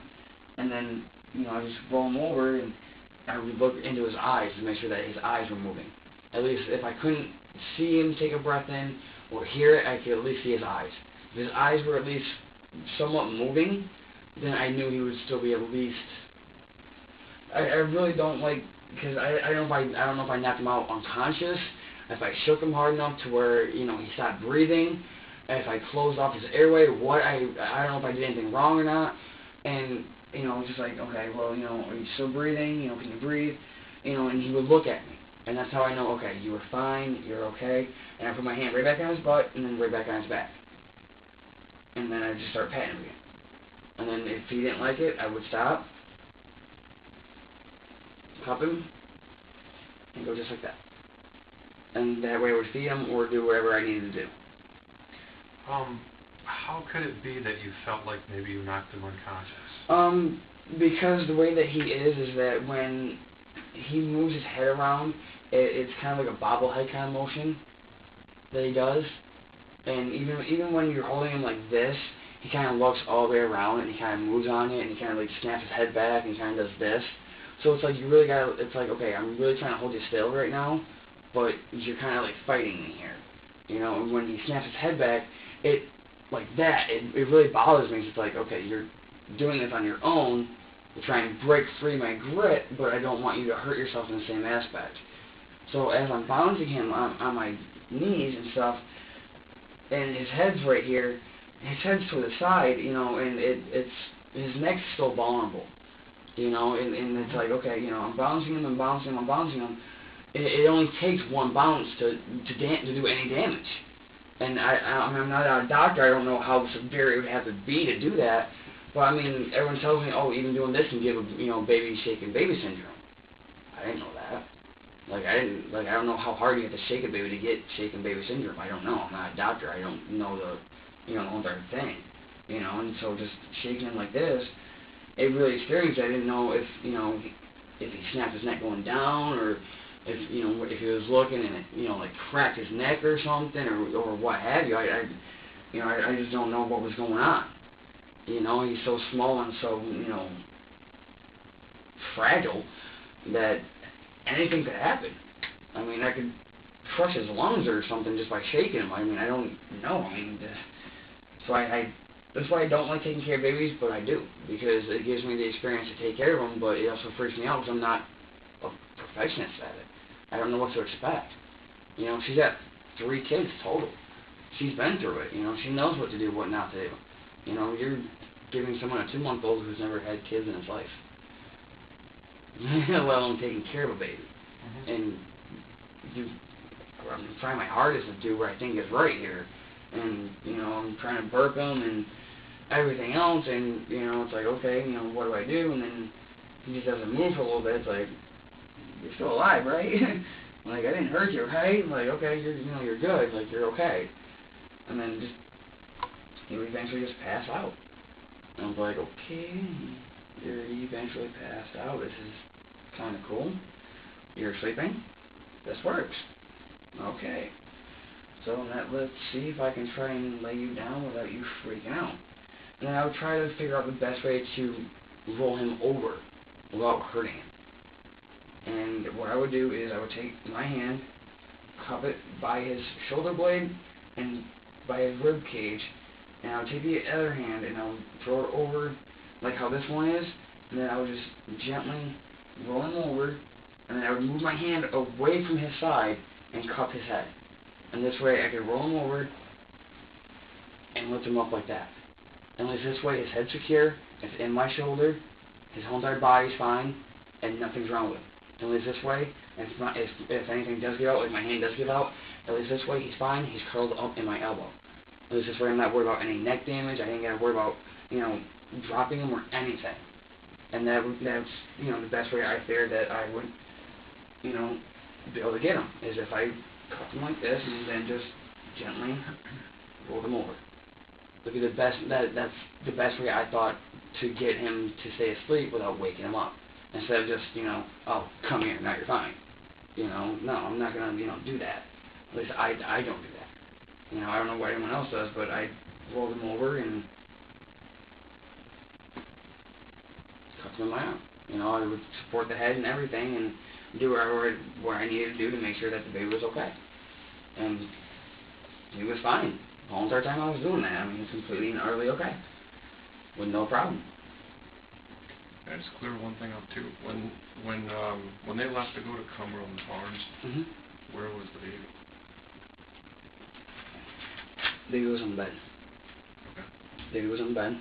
So they left, and then at some point you I get him from the I bed heard and him crying, and I went to check up on him. And as he was laying down in the bed, he was in the donut pillow, and he was covered up. I moved the blanket, put my hand underneath his head, and as he was laying there, I took him like this, picked him up, put him inside my shoulder, picked up the pillow, and brought everything out to the couch. And that way I still had him, and I was still patting him on the where back. you did this. And I sat right on the couch, that way I could lean back, something soft, and that way, just in case he did fall over or roll off, the couch would stop him. That way I had something soft enough to where my legs would be here, couch would be right here, he would be right here. Just to make sure that it was enough bounce, but not on my bones, not on the kneecaps. I didn't want to hurt him like that.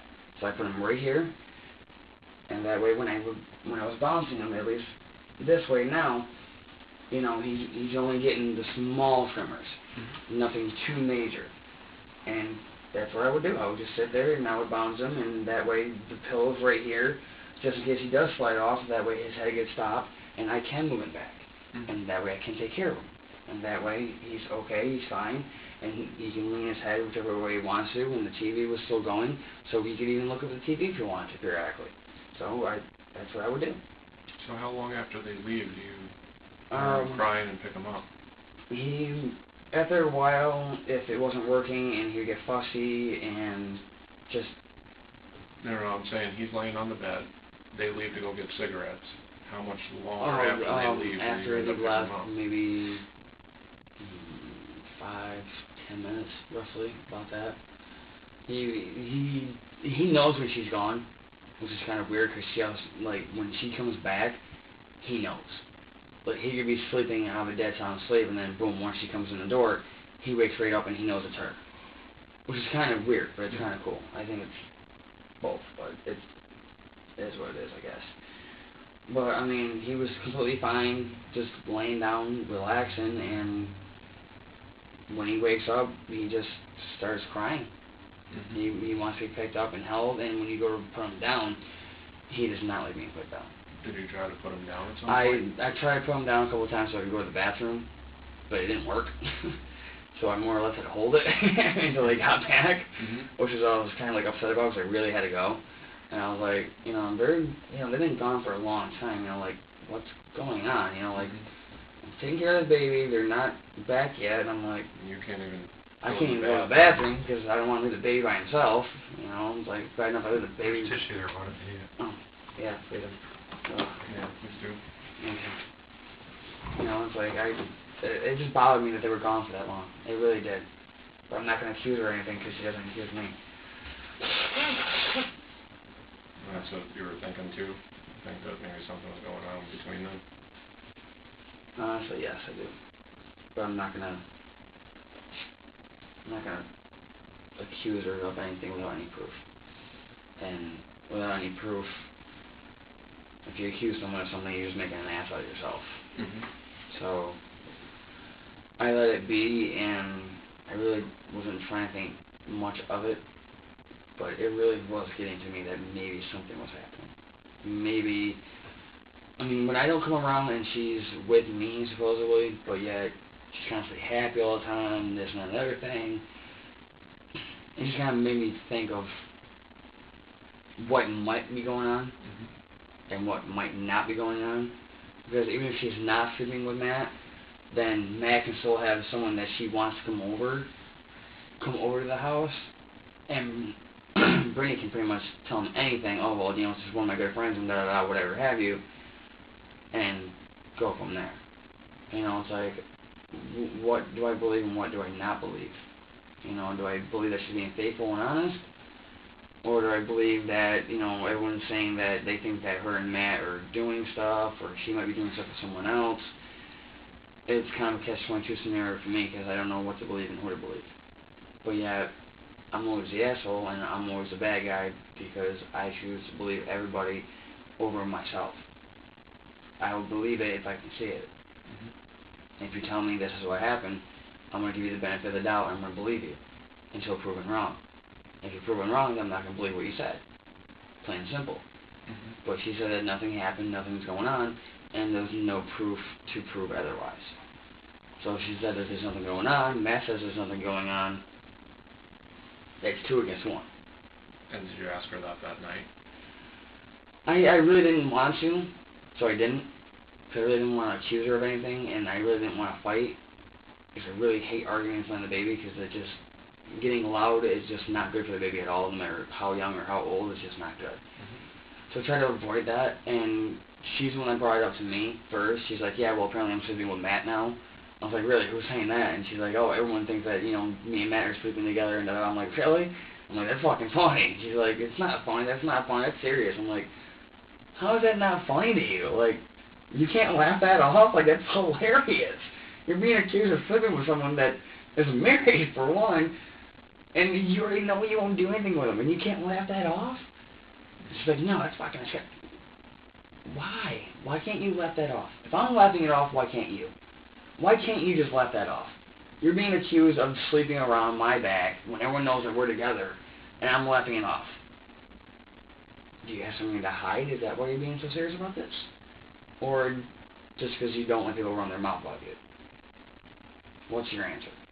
Well, people need to keep my name out their mouth, and okay, whatever, buddy. I'm not going to argue. I'm not going to fucking start a fight over something that's not even true. So why even fight about it? Don't care.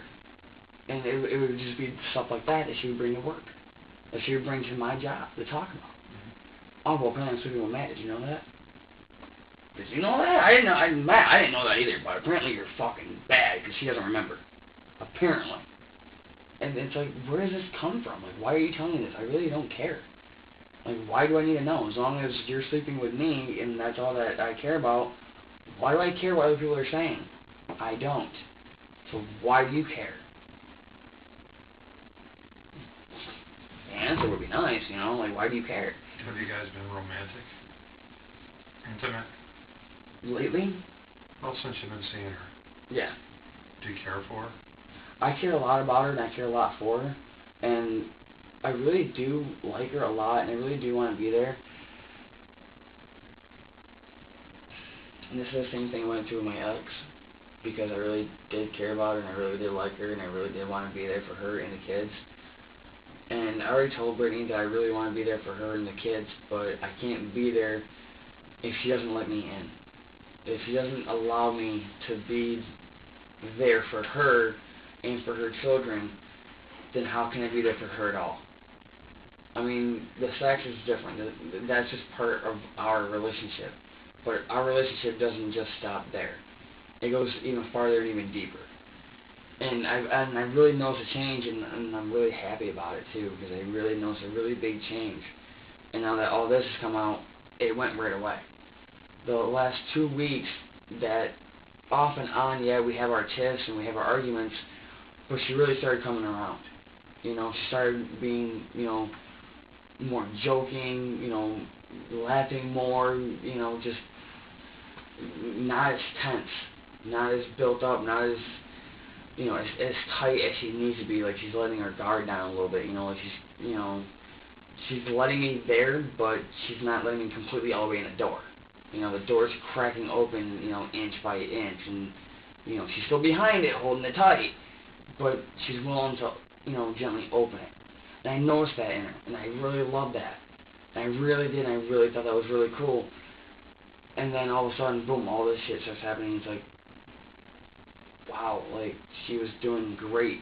We were doing awesome. Yeah, Friday sucked because we got into an argument and whatever, but, like, what the hell? On a good day, how long does it take to walk from his apartment on the boulevard to Cumbies and back? On a good day, like today? Yeah. on just a routine walk? 15 minutes. Round trip? Half hour, if that. Round trip, there and back, depending on what you had to get. Walking there for a pack of cigarettes and walking back just for a pack of cigarettes.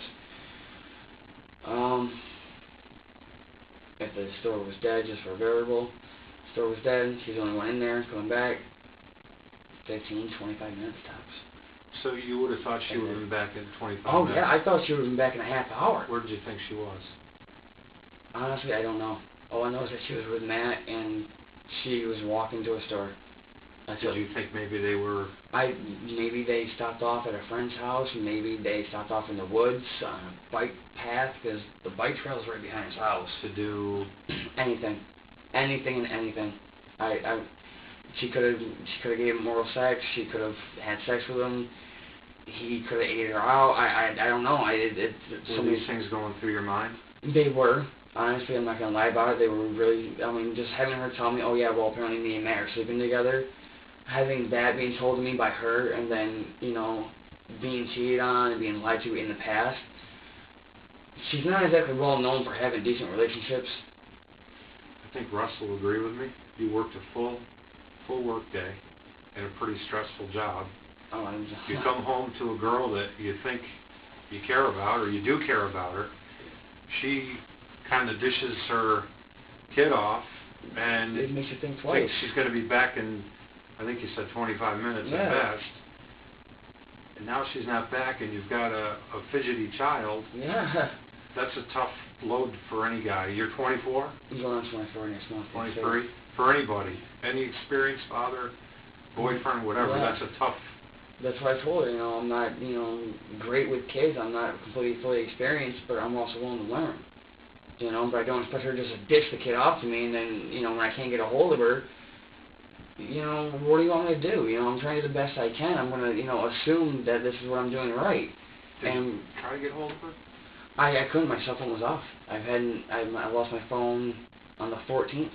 So that must have added a little bit to the... It was, because it was so stressful, because my phone can still go off. When people still try to text me, so my ringtone still goes off. My phone keeps on telling me you have an insignificant funds to receive the message, which I don't care. And it's just like, okay, someone's trying to obviously get a hold of me, but I can't get a hold of anybody at all. And what I've noticed about her is that she controls Matt's phone. She takes it out of his hands, she wants to use it all the time, and Matt gets mad at that. Matt even snapped on her. Well, I'm waiting for my wife to call me. You know, you completely killed my battery off being on Facebook. Well, why are you letting her use your phone then? That's on you. Why are you letting her use your phone? You know, I don't trust too many people with my phone because it's my personal space. It's my phone. That's why I bought it. You know? And it's like, why am I going to give my phone to you to use when you obviously can't afford your own? I have more than one phone. All she's got to do is say, babe, can you put time on it for me? Yeah, no problem. No, she wants a fucking touchscreen phone. She wants this. She wants that. I can't provide that for her. But Matt can. Matt's got a, you know, an Android phone. He's got a touchscreen phone. He's got Facebook on his phone. So it really does make me think twice of what he can give her and what I can. And, you know, I really don't like accusing him of doing anything, but he's not exactly one known for staying completely honest to his wife. I've been there. I've lied for him. I've covered for him. I know the girls he's cheating on his wife with, and I still don't say anything. I'm not saying anything now because it's not my place. It's not my right. Now, if Sarah asks me, is my husband cheating on me? Yes. Period. Because you asked me a question, I'm not going to lie to you. Is he sleeping around? Yes. How do you know? Because I was there when he did it. Period. And Matt keeps saying that he doesn't want his marriage, he doesn't like who he's with, but yet he still wants his marriage to work out. Which is even more stressful on me because it makes me have to look like a fucking liar. I'm not going to lie to you about something like that. That's just wrong. That's like you accusing me of stealing something from you. I'm not going to do that either. That's why I have a job. That's why I work. So I ain't got to worry about stealing from people. You know, that's why I work my ass off every day for a whole 35 fucking hour paycheck at the end of the week. I barely bring home $250 a week.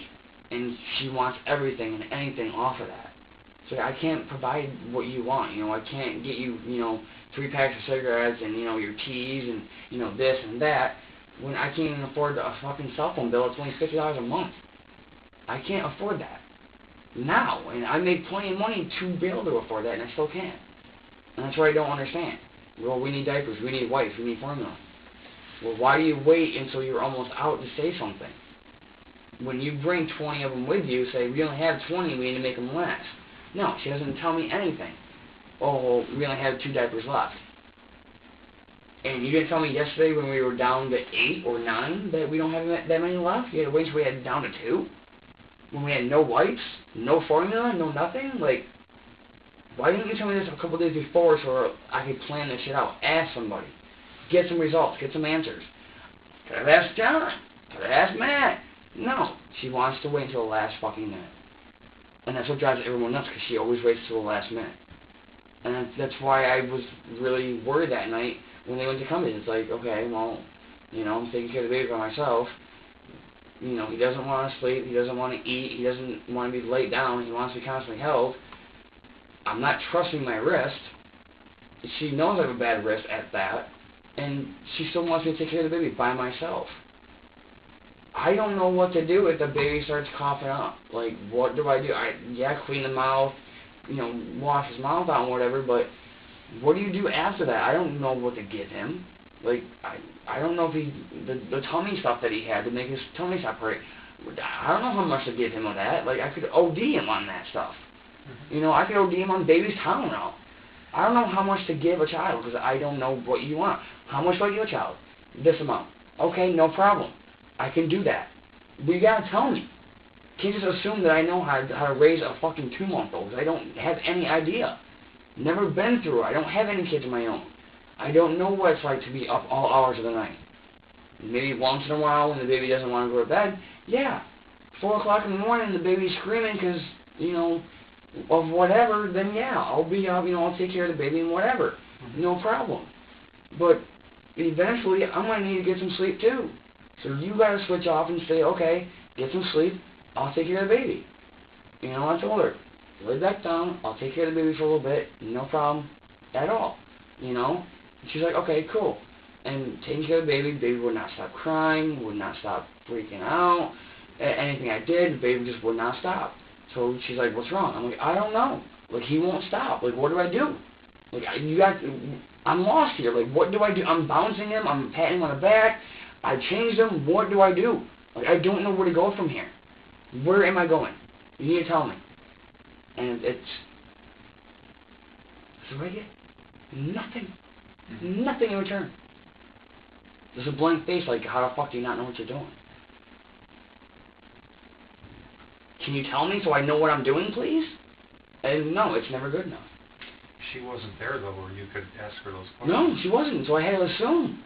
Adds to the frustration. I was like, what do I do?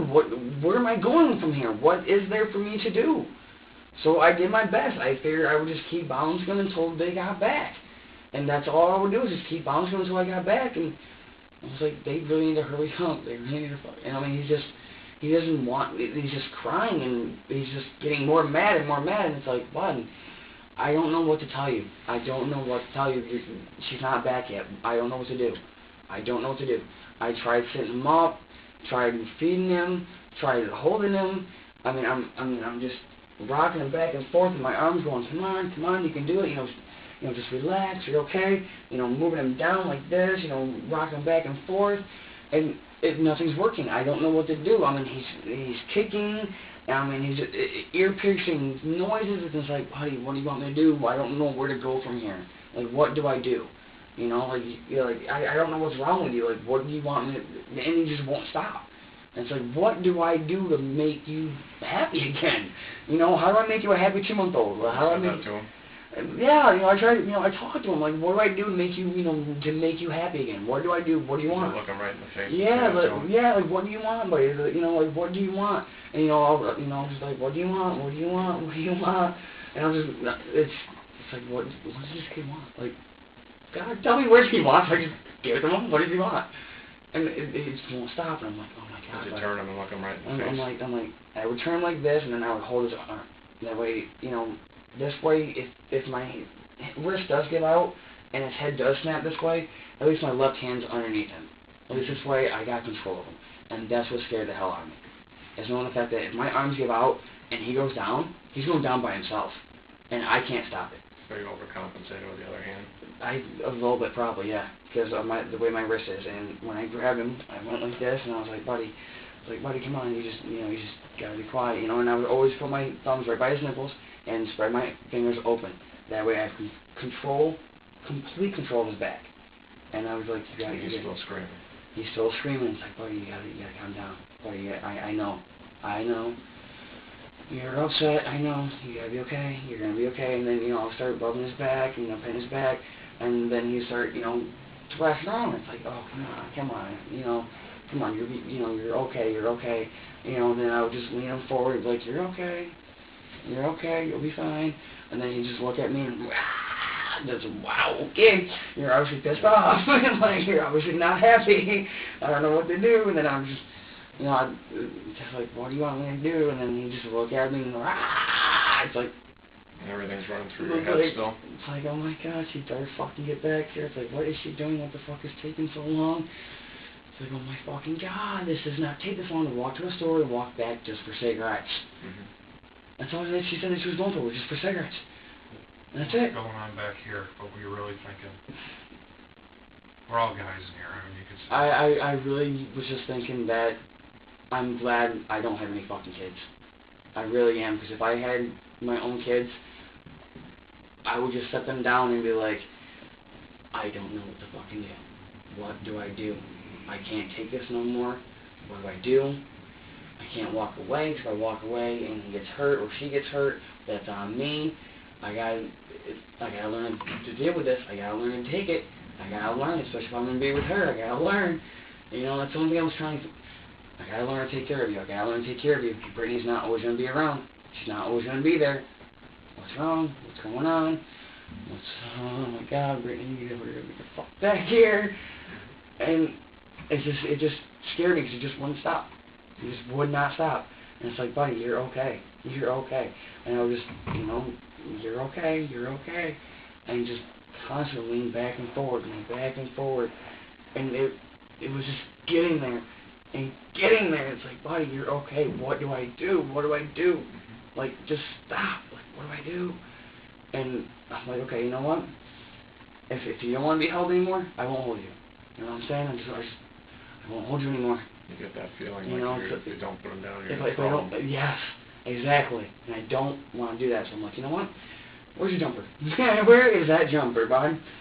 I grabbed the jumper, put him down, and he was still screaming, but at least this way I can rock him back and forth. And this way I can keep everything in my head just there without freaking out and wanting to snap. And just go, you're okay. This is not your fault. You're okay. You're in pain. I can't do anything about it. She'll be back. That's all I could constantly keep on telling myself, was that she'll be back. She'll be here. Matt and her will be back. You're okay. Matt and her will be back.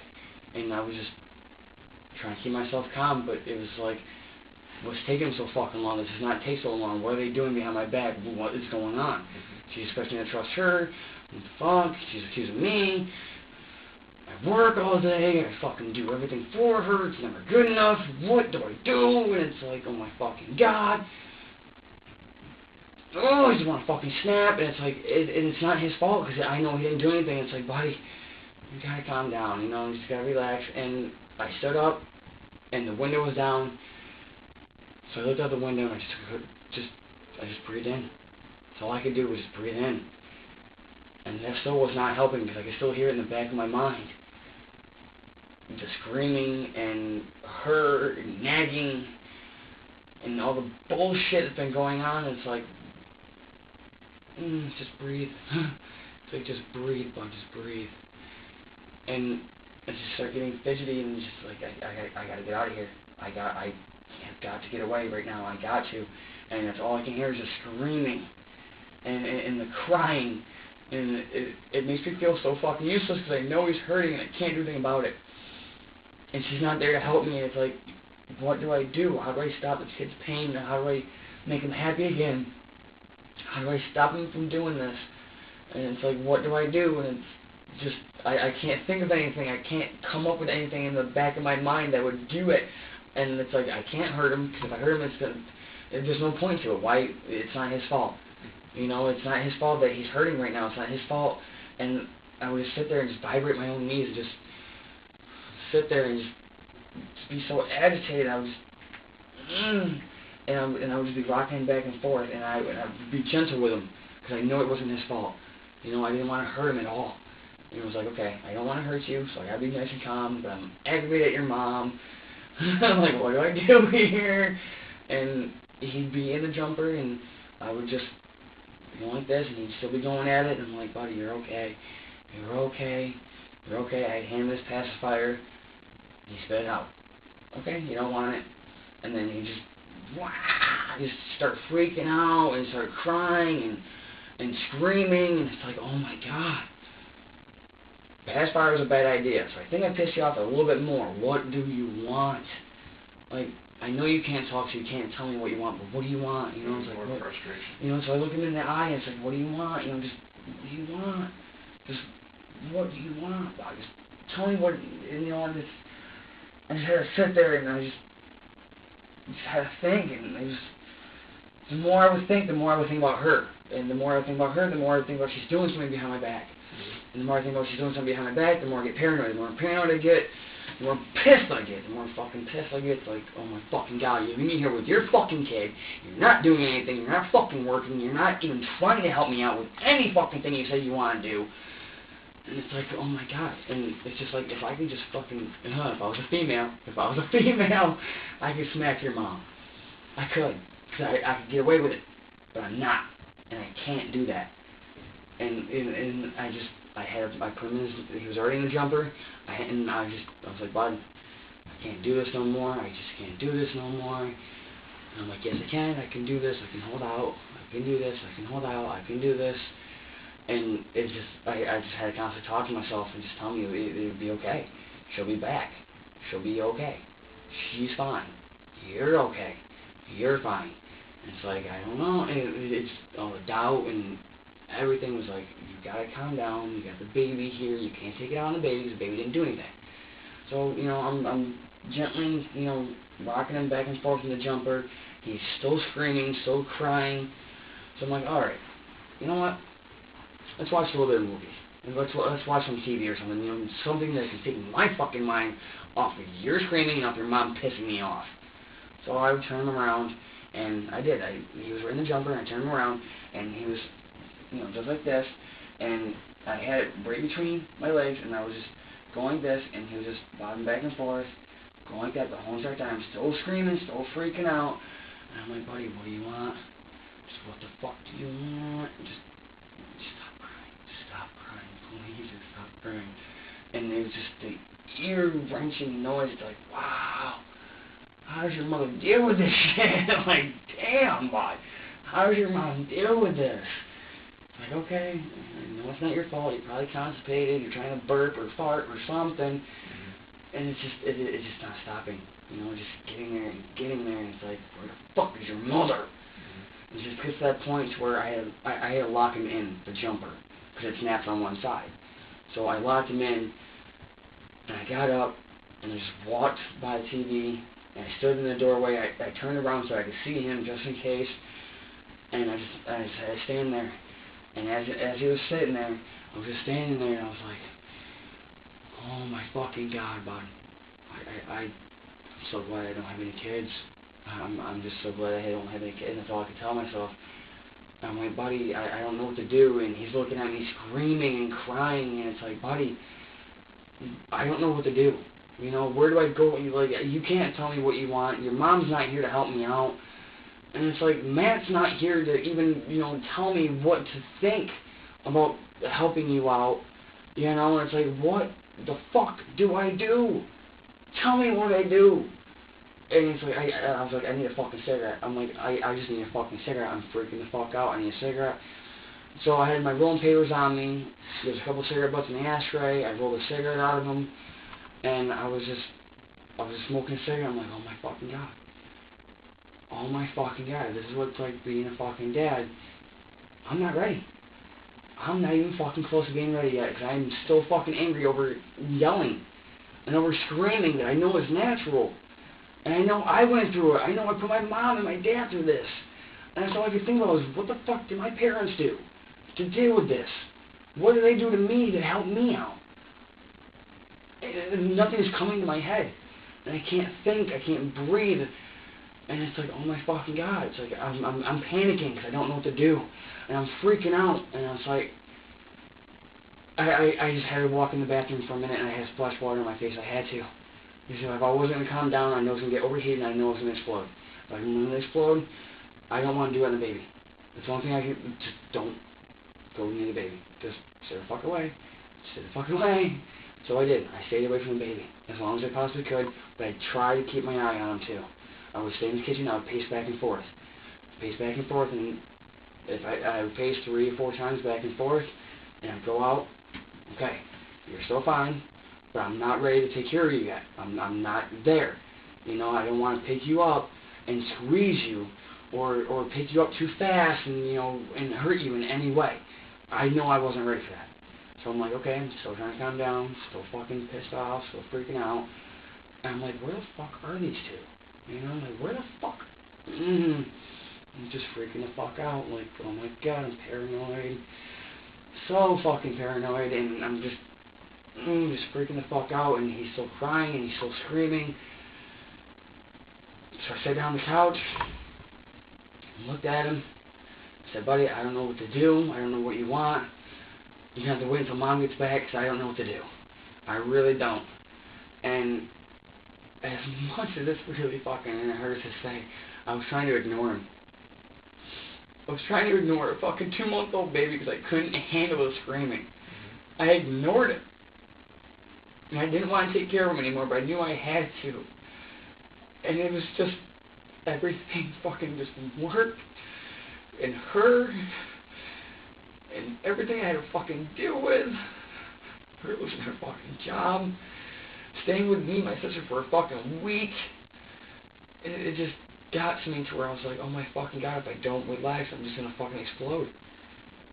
And I've been so good on that. I haven't exploded in so long. I mean, it's been years since I've actually freaked out on anybody or anything. I mean, hitting the glass window lamp thing, that, to me, that was nothing. I'm used to putting random people through fucking windows just walking by me because I just body check them so fucking hard. It's like, bah! It's like, ugh! And I just want to fucking get in there and smash their face. And it's like, I don't want to be that person anymore. That's why I went through anger management. That's why I went through my counseling in high school. That's why I'm still trying to go through counseling now. To try and get that under control, because I know I can't do that with certain people. I can't do that. I get pissed off at my fucking job. And I literally have to walk out of the store. Because certain people just fucking get to me to where I just want to smash them in the face. With anything and everything fucking near me. And it's like, Bob, you just don't fucking understand. You just don't get it. You just need to leave me the fuck alone. And it just never stops. You know, well, you didn't do this and you didn't do that. Yeah, why the fuck can you do it then? How come you couldn't step up and fucking do it? Obviously I'm busy. Obviously I can't fucking tend to it. You're there. You couldn't help me out a little bit? Just a little fucking bit? Even at work? Can't even just, it's a fucking spill. You can't get a couple of paper fucking towels and clear the fucking spill? No, you can't. So I gotta do it. And then all day at work, that's all I'm fucking thinking about is how lazy fuck is it. And then Brittany pops in my mind. It's like, wow. You know, it's like, I know she's trying and she's told me she's trying and everything like that, but it just seems like everything I do, it's not good enough for her. And taking care of the baby and helping her out with the baby is just, it just seems like I'm a pawn that can just, here, whenever she wants to cool down. You know, but whenever I want to cool down, it's like, here, take the baby back. Why, you can't handle it? And that's where we were at this point. Yeah.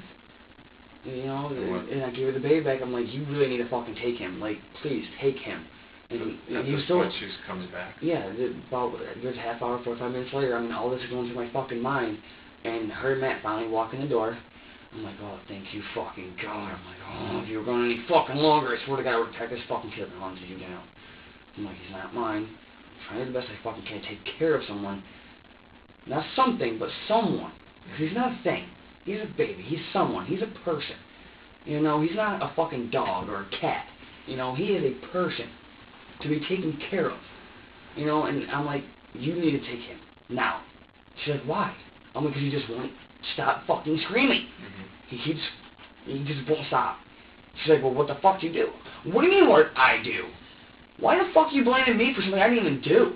Like, I'm here fucking taking care of your kid while you're out there on a walk to get fucking cigarettes when you could have easily sent Matt to the fucking store to get us cigarettes, and then when you could spend time with me, you and the fucking baby. Everything about that one? No, of course not. Because you want everything that you fucking want when Brittany fucking wants it.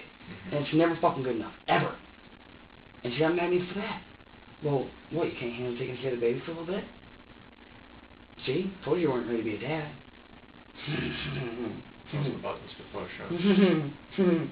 And I just looked at it, I was like, you know what, you're right. I'm not ready to be a fucking dad. So you know what, if you want someone who is ready to be a fucking dad, why don't you go out there and fucking go get him? Why don't you go find someone out there that's better than me? Apparently, I can't fucking handle it. So why don't you go date someone who can? And then, well, did I say that? No, all I said was that apparently you're not ready. And then it starts an argument from there. And then she's like, oh, see, all you gotta do is,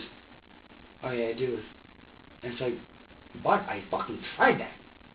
I tried holding him, I tried burping him, I changed him, I tried fucking feeding him. It's like, what more is there to do? You're not here to help me out. I can't give him Orajel. You know, she gives a fucking baby Orajel at 2 months old. 2 months old to numb his fucking gums so why? So he can stop screaming? He's not teething at 2 months. At least I don't think so. At least personally, I don't believe so. And it just fucking gets to me. It's like, you don't know what the fuck you're doing. And it just makes me want to fucking smash a wall. And it's like, wow. It's like, oh my god. I'm fucking freaking out over something I had no control over. And that's when it really gets me. It's like, wow. I don't even listen to my own fucking advice. I don't walk away when I need to. I don't stop to think about a situation that I have no control over. I have no control over him screaming. I have no control over him being upset. So why am I going to get mad at something I have no control over? Because I don't have control over it. That's why I'm upset. That's why I'm mad. Because I don't have control. Because I can't control how he feels. I can't calm him down. And in the back of my fucking mind, I'm just screaming. And as loud as I fucking can, because I know I can't do it around him. So I'm just fucking screaming and I'm crying and I'm fucking just wanting to rip my hair out. It's loud in there, right? And it's just, and then he just won't stop. And he just won't stop, and it's like, why? You know, even when she takes him out of the car seat, you know, the jumper, whatever he's in, I don't know what it is. It's like, boom, it's like he just calms down. And you want that for you. And it's like, now why won't you do that for me? You know? And then Brady says, oh, it's because I got tits, because I have tits. I have a chest myself, but just because they're not fucking B or C cups, you're telling me that's going to make a big difference in taking care of your baby. Really. Because he feels better with thumb bags, with pillows, and whatever the fuck you guys want to call them. Like, really? Like, I'm doing everything I can, and you get him, and all of a sudden now he's fine. It's like, wow. You know, and then when she calms him down, she's like, babe, did he really piss you off that bad? I said, no, it wasn't him. I said, it wasn't him, honestly. I said, it wasn't him. I said, it was just the fact I couldn't help him. And she goes, what do you mean you couldn't help him? I said, baby, he was fucking freaking out. What do I do? How do I take care of someone that I don't know anything about? He can't tell me what's wrong like you can. I just felt like a fucking piece of shit for ignoring him. Because I couldn't help it. And I just sat there and listened to him cry. And hear him scream his fucking head off. And the only thing I wanted to do was fucking smash the TV. Just smash something. And I had to stop and think. I was like, I went through this 1.5 years ago. With a 2-year-old. Who was screaming. And crying. And nothing I did seemed to work. And when I told his mom about that, it was the same response that I had with Brittany. And I realized something, I'm not ready. I'm not ready to be with anybody. I'm not ready to be a dad. I'm not fit emotionally or anything. I'm not fit. And that's what scared me the most. I can't be with her if I'm not ready to accept everything that she has. I'm not ready to deal with a fucking screaming baby, apparently. And I had to walk away. I had to. Before I did something I was going to really regret. And the only thing I regret is ignoring him. I wish I took... That's not a bad thing. You want to know something? No. You want to know something? So bad for you. I just let him sit there and cry. Let me tell you something. You know what? I think you could have, if you really let yourself snap, I think that open window was going to be him. Okay? But you know what I think happened? Alright? I think you made the right choice. Alright? You didn't throw him out the window, right? You didn't kill him. Alright? You may have been a little bit frustrated, right? Right? You may have held him maybe a little too tight or something, right? Did you look at him like this? I held him up and I was like, what do you want? Did you maybe get right in his face or something? No, I can't. Okay. I didn't want to do that because no, that's just wrong. How did you hold him? I had him like this, and I was like, buddy, what's wrong? And I was just like, what is wrong? And I had his feet up like this, I'm like, what's wrong? And he just wouldn't stop. I'm like, what's wrong? What's wrong? And he's just like, frustrated. And he just won't stop. And I'm like, buddy, you gotta just stop. Just stop crying. And he just won't stop. And it's like, your fucking mom needs to get back now. It's like, right fucking now. She needs to hurry up and get back. And I'm like, oh my god. And I know I'm getting mad. And I feel it. And I can feel it every fucking second. I just want to... It's like, I can't do this to him. It's not his fault. And it just makes me want to fucking snap even more. And it's like, your mom needs to fucking get back and hurry up. And he's just... It's like, oh my god. It's like, what do I fucking do? It's like, just tell me what to do. And he's just there screaming. And it's like, what do I do? So what do I do? And he just... I know he can't answer me, and I know he can't tell me. And it's like, what do you want? What do you want? And I was like, and I just got to my point where I'm like, you know what?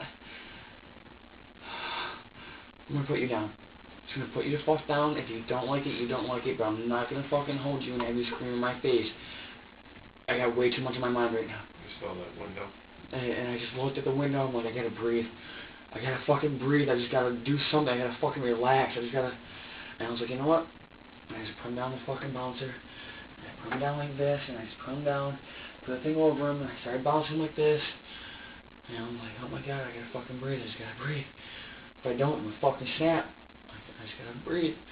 And I stood up, and I let him alone, and I was like, I don't even care right now. I was like, I don't even care. I was like, if he screams, he fucking screams, I don't even care.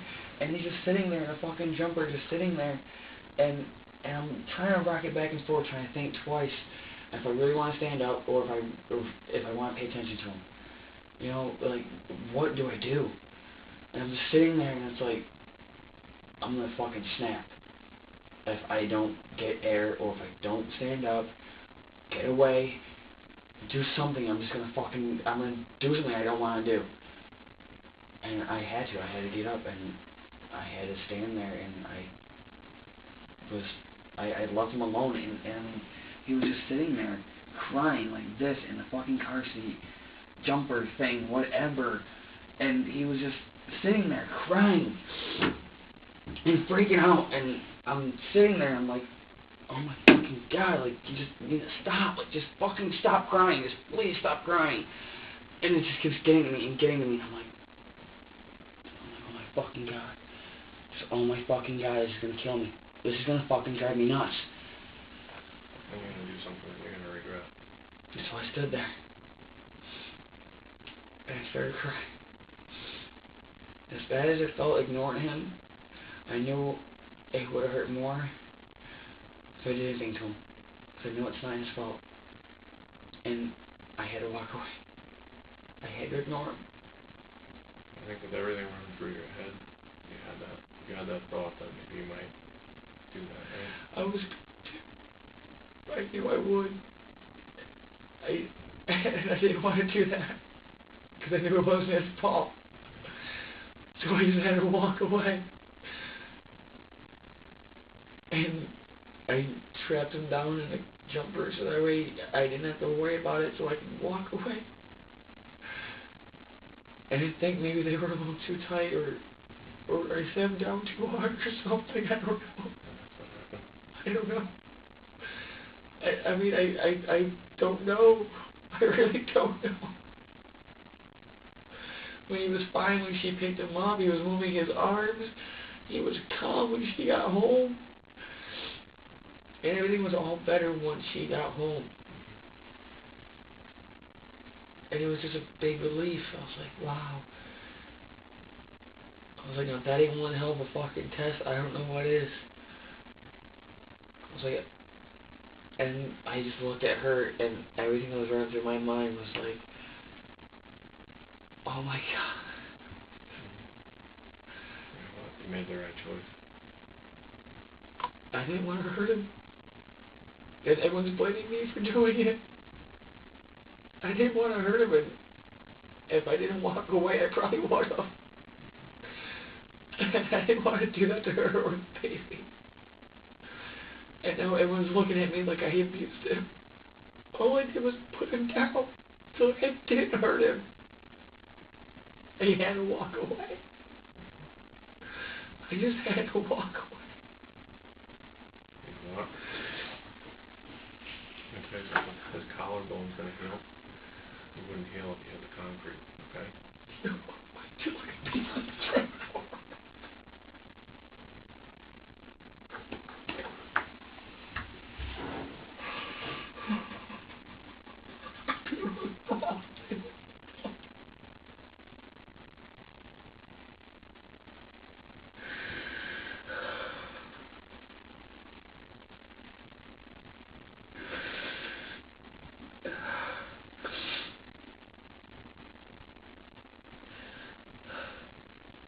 How do you think it happened when you strapped him down? Honestly, I mean, he's been coming and going out of cars, and people have been picking him up and putting him down themselves. I don't know. Honestly, it could have happened from me doing it. I don't know. All I know is that when I put him down, I thought I put him down nice and gentle. I tried to bend his arms in, and maybe that's where it happened. Maybe, you know, he was trying to fight it, and when I put him down, his arms, I had him like I normally do, you know, like this. When I put him down in the car with the jumper, I was thinking about using the car seat, but I decided not. The jumper was easier, it's closer. And when I tried to put him down, his arms were up. And I was like, no. I was like, you gotta put your arms down. You gotta put your arms down. And as I went to put his arms down, I went like that. And I didn't hear anything. I didn't feel anything. And it was like a normal, regular movement, like he was putting his arms down. And I didn't think twice about it. And when I walked, I just couldn't take it, and I had to walk away. I noticed that he was trying to move his hands up. He was trying to like move them away from his body. Mm-hmm. And I was like, okay, well, you obviously want to move your arms. So I bent his elbows in, so he didn't hurt himself, bent his elbows in, and I tried to lift him up. And I didn't think twice about it, and he just was still crying, and I was like, oh my God, what the fuck do I do? Like, Is that when you were putting him in that jumper? When I was putting him in the jumper, his arms were completely up. Like he was trying to like reach the ceiling or something. Was he kind of being a little trashy? Yeah, he was kind of like kicking a little bit and kind of like throwing his arms up. And I was like, all right, you know what? I can't do this right now. You obviously don't want to be held. I obviously can't burp you because you're screaming in my fucking ear, and I just can't take it no more. What do? I'm like, the best thing, safest thing for you right now is for me to get you out of my arms before I do something wrong. So I put him down in the jumper. And as I put him down the jumper, I noticed that his arms were still up. And I was like, but I'm not going to have you with your arms up above your head. Okay. Because you could get hurt like that. You know, if you try to, force him down or whatever, you could hurt yourself. So I was like, all right, come here. So, his arms were down. He was willing to work with me. So I, bent his elbows in a little bit, and I put him down, and he was sitting there just crying. And both his arms are just sitting there, and he's just crying. I'm like, bud, what is wrong? What is wrong? and he's you know, gently kicking a little bit. You know, he's trying to lift up the thing that locks him in. He's trying to lift that up so he can get out. And I noticed that. I'm like, no. I'm like, you're not getting out. I'm like, you gotta stay right there. You're not getting out so you can fall out. So as he's trying to lift that up, I'm like, no. So I try to move his arms to the side and, you know, try and keep him away from it.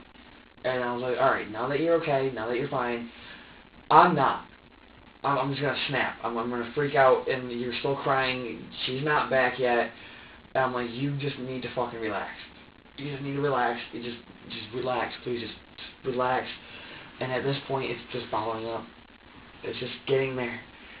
And everything I am thinking of doing to him is just, I could shake him, I could smother him, I could just hold him, and I could choke him, and it's like, what the fuck is wrong with me to have that thought? Like, what the fuck does a baby do to you to make you want to hurt him like that? I'm like, and I just had to stop, and I just looked at him, and even though he's crying and it's ear pinching, I looked at him, and I'm like, wow. And it just took my fucking breath away to just know how violent I was. It's like, oh my god. It's like if I had you in my arms still, God knows what would be wrong. And that's when I had to pace in the kitchen to try and get that out of my head. Because I wanted to do it so bad. I just wanted him to shut up so bad. And to be okay. I don't know what it was. I couldn't control it. I just wanted to fucking snap. And I did what I thought was the best thing. I paced in the kitchen. I got to go to the bathroom. And I had to breathe. I just had to breathe. And everything was just rushing to me. What if Matt and her are sneaking around my back? And what if she's fucking around with some guy at work? Why she quit? Did she quit? Did she get fired? It's just, everything was just fucking balling up inside me, and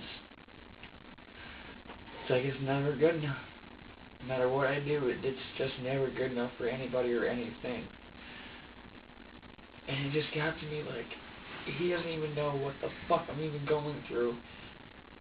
And yet he's got this ahead of his life. He still have yet to imagine what I'm going through right now because of bullshit in my life. And that's when I really had to think back, because the walk that I had from picking him up from Glens Falls to South Glens Falls, he was quiet the whole entire way there because he was already passed out. And I was talking to him about life, and I was like, buddy, you have no idea yet.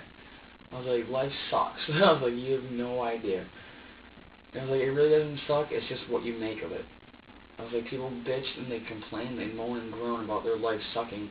It's only sucking because they want it to. And I felt so much better talking to him. It made me feel better.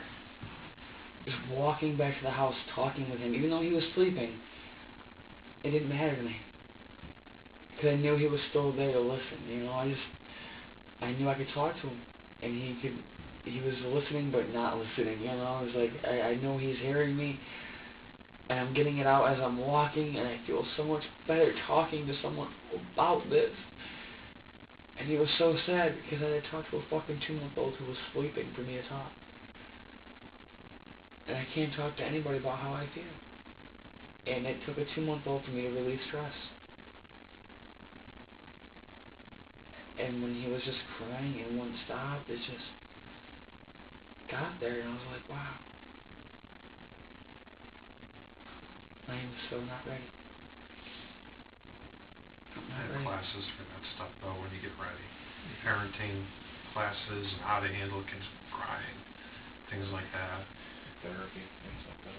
There's a lot of things that go on. And I was going through therapy in high school for my anger.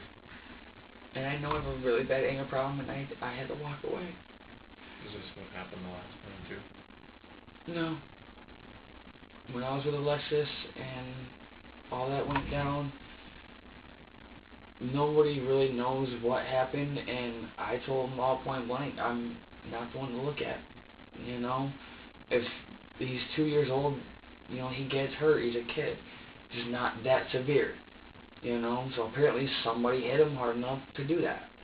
You know, and I'm like, no, I'm not going to do that no matter how pissed off I am. I will walk away first. I will not hurt a child because it's not their fault. I would rather fight a full-grown man that can defend himself than to take it out on a fucking 2-year-old or a 2-month-old who can't do anything about it. And that's exactly what I told her. I said, if you honestly think I hit your fucking son, you have another thing coming. I'd rather have hit you than hit your son. She goes, oh, I thought you didn't hit women. I said, I don't. I said, but it beats hitting a fucking kid any day of the week. So I'd rather lose your respect and be called a fucking woman beater than be called a child abuser any day of the week. So if I hit you once, fine. At least I feel better. At least I know I didn't hurt your child. I might have hurt you. You can defend yourself. Even though you're a female and it's not right, you can still defend yourself. So your son's fucking 2 years old. He can't do anything. This fucking baby is 2 months old. He cannot do anything to defend himself. And it's not right to take anger out on someone who cannot defend himself. And I had to walk away. Before I snapped on him. Either snap on him or snap on myself. And I'm not going to do it to him. And that's... I had to look him in the eye. And I had to beg myself not to hurt him. And I told myself it's not his fault. And he was looking at me in the eye like, I can't help it, I'm sorry. And I looked at him and said, but it's not your fault. And he had just that look in his eye like, I'm sorry. Like, don't hate me, I'm sorry. And that killed me. If I knew I hurt him, that would hurt even more than the look he gave me. And just the look alone was enough to fucking kill me. I couldn't even look him in the eye after that. I had to walk away. Before I did hurt him. And I'm glad I walked away. I'm glad I ignored him and hurt him. And I know I probably really, really would have hurt him if I didn't walk away. And I had to walk away. I had to. I did not want to hurt him because it was not his fault. And just the look he gave me just...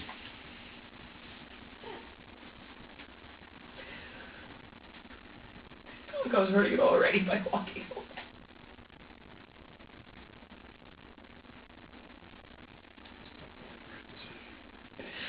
I feel like a piece of shit for it. It's so bad.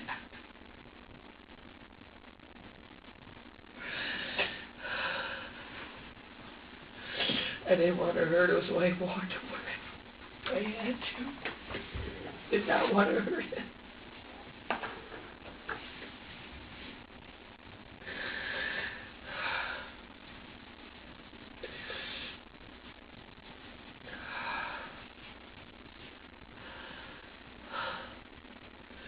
Did you feel like you were in total control when you were putting him into the jumper, or did you feel pretty angry? I mean... I felt that I wanted to get him out of my arms as fast as possible before I did hurt him. Because I knew I was getting to that point where I just couldn't fucking take it. And I just wanted to do something so bad I was going to regret it. So I tried to put him down in there as gently as I could. As safely as I thought I did, and as safely as I thought I could. I put him down. I put the jumper thing over him. Locked him in. And I just looked at him, and just his eyes alone were saying, I'm sorry. And I just looked at him like, buddy, I don't know what to do. I don't know what you want, what you don't want, what's going on, I don't know what to do. And he's just looking at me like, help me, help me. And I'm like, I don't know how to. And it was just so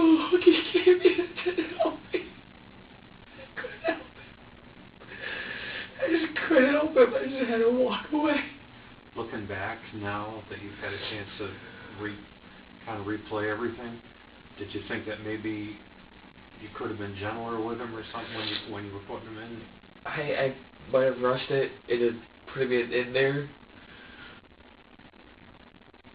But I know I did not hurt him. How do you know that? Because I felt it deep down inside that if I was going to hurt him, I wasn't going to hurt him by putting him in the jumper. I was going to hurt him by shaking him, or by throwing him, or smothering him, or something just to shut him up. But I had to put him in the jumper so I could walk away. I didn't want to leave him unattended, but I didn't want to leave him there to get hurt. And I did the safest thing I could. I figured if I put him in the jumper, strap him in, at least this way he's safe, he's fine. If he tries to get out, he's locked in, so he can only lean so forward, he can't go head over heels. Mm-hmm. And it gives me a minute to calm down.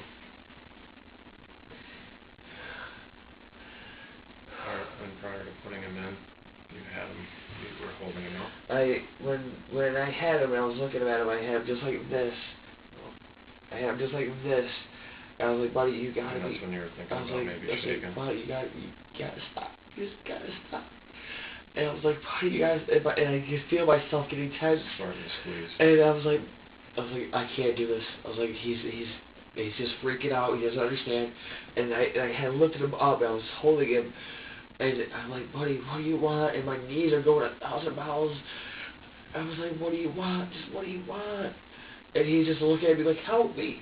I don't know what to do. And I'm like, buddy, I don't know what to do either. And he's just screaming. I'm like, I can't take this no more. You can feel your hands. They were just like they are now. Just like, oh, just. I was like, no. And my whole arms are shaking so bad. I was like, buddy, if I don't put you down, I'm going to regret it. And I just put my head down. I was like, just put him down. Just put him down. Just put him down. You think so there's some pressure? No, because I had like this the whole entire time. And your arms are tense. And my hands were just getting tense, and I'm like, I can't do this. I just can't do this. So I turned him around, put his body against mine like this, and I just put him in the jumper, and I just strapped him in.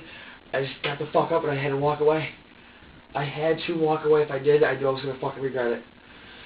And you were saying earlier something about taking his arms. When I put him in the jumper, his arms were up, and I didn't want him to hurt himself by flailing all over the place. Mm-hmm. So I took my thumb and I was like, buddy, okay, you're still screaming, and I was like, he's waving his arms around, he doesn't want to be in here, he's trying to like grab at me, and I'm like, buddy, you can't do that, I gotta get away from you. I'm just gonna snap on you if I don't.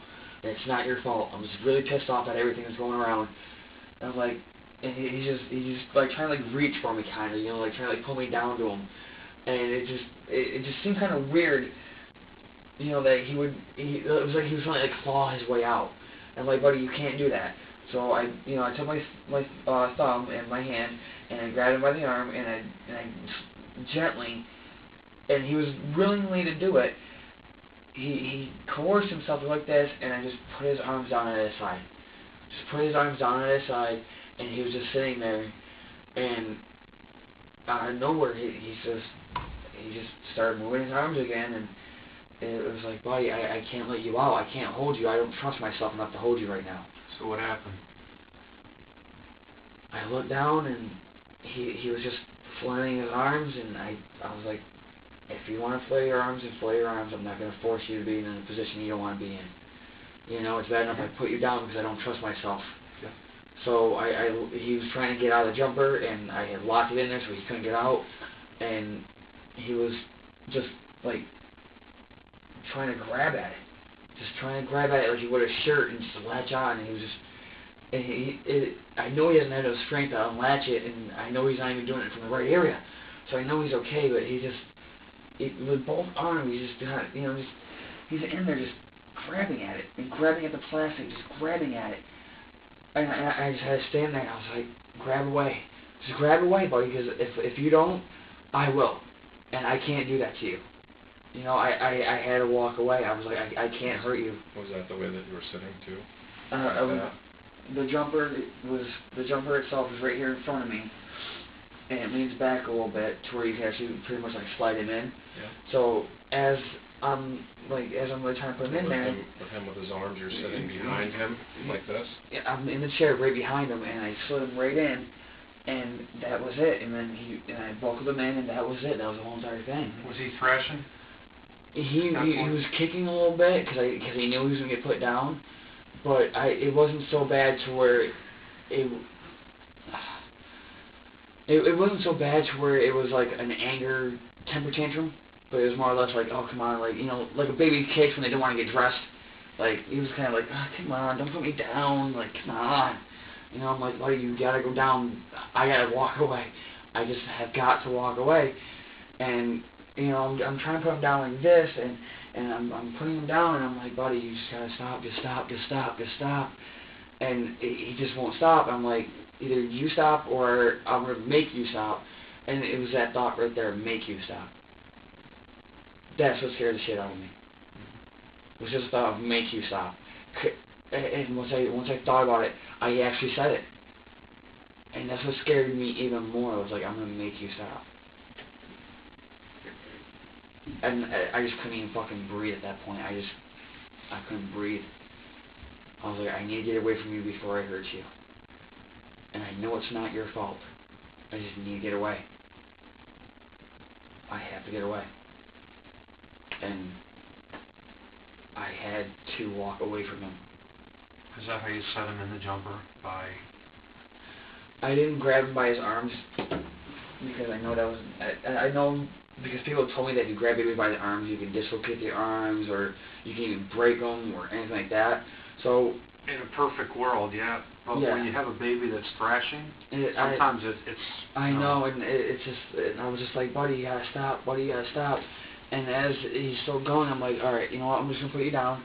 So I try to hold him with one arm, and he's just, you know, kind of like fidgety. And I'm like, buddy, you gotta stop. You gotta stop. So I move my left hand away from him. I put my right hand underneath his arm, and I put my left one underneath his arm to where it was kind of like reversed.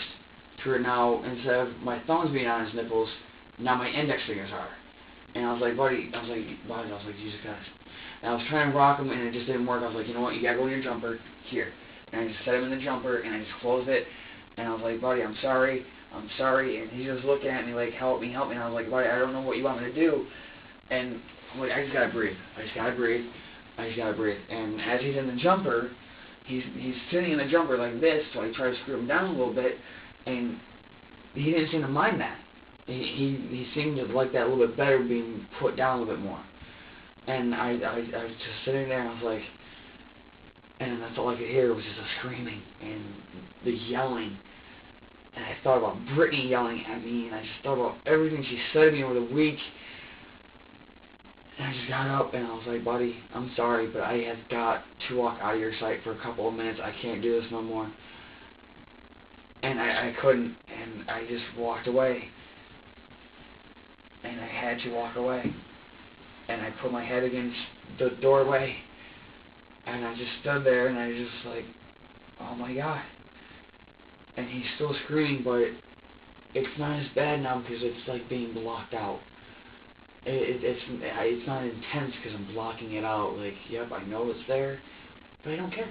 I know he's screaming, but he's fine. I just don't care. And then everything that Brittany has said to me over the week brought it right back tenfold, and I was like, oh my God. And the second he screamed, it was like having her scream in my ear, and it's like, oh my God. And it was just like having her in my face, just seeing her in my face, yelling at me and screaming at me. And it was just like, wow. And she always says, oh, my kids are everything like me. And I'm like, oh my God. Oh my God, I cannot deal with this. I can't deal with this. I can't deal with this. I just need to go. I need to get out of here. And that's the main reason why I left. I couldn't do it. I couldn't stay with her or the baby that night. I just couldn't. I didn't trust myself. I really don't. I didn't trust myself then, and I still don't trust myself now to be around either one of them. And that's why I went home, and that's why I walked away.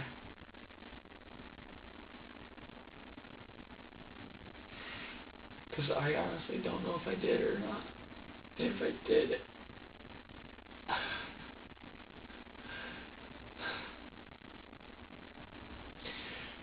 I don't even deserve to fucking live if I hurt that baby.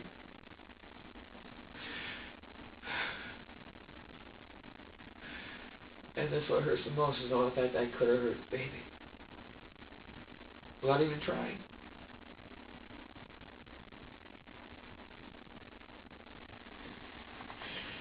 And I don't know if I did or not. And that's why I can't admit to doing it, because I don't know if I did or not. I tried to handle it the best way I could, and I don't believe I squeezed too hard. I don't believe I sat him down too rough. I think I did exactly what I had to do to try to take care of him the best way I could, as safely as I could. But it's always been the doubt in my mind ever since Matt told me it. Maybe I did hurt him. Maybe it was me. Without even trying.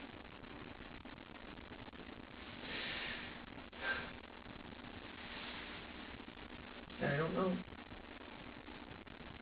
I honestly don't know. So on Thursday, is that when the talk came about the mark on the shoulder?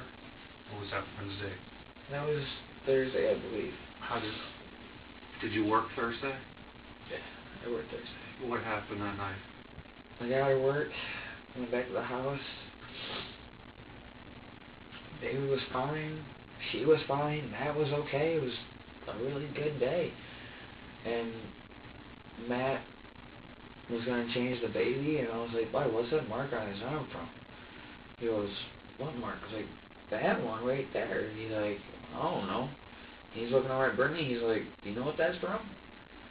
And she's like, "Well, how big is it?" I'm like, "It's not that big. I mean, it looks like a couple of pinch marks."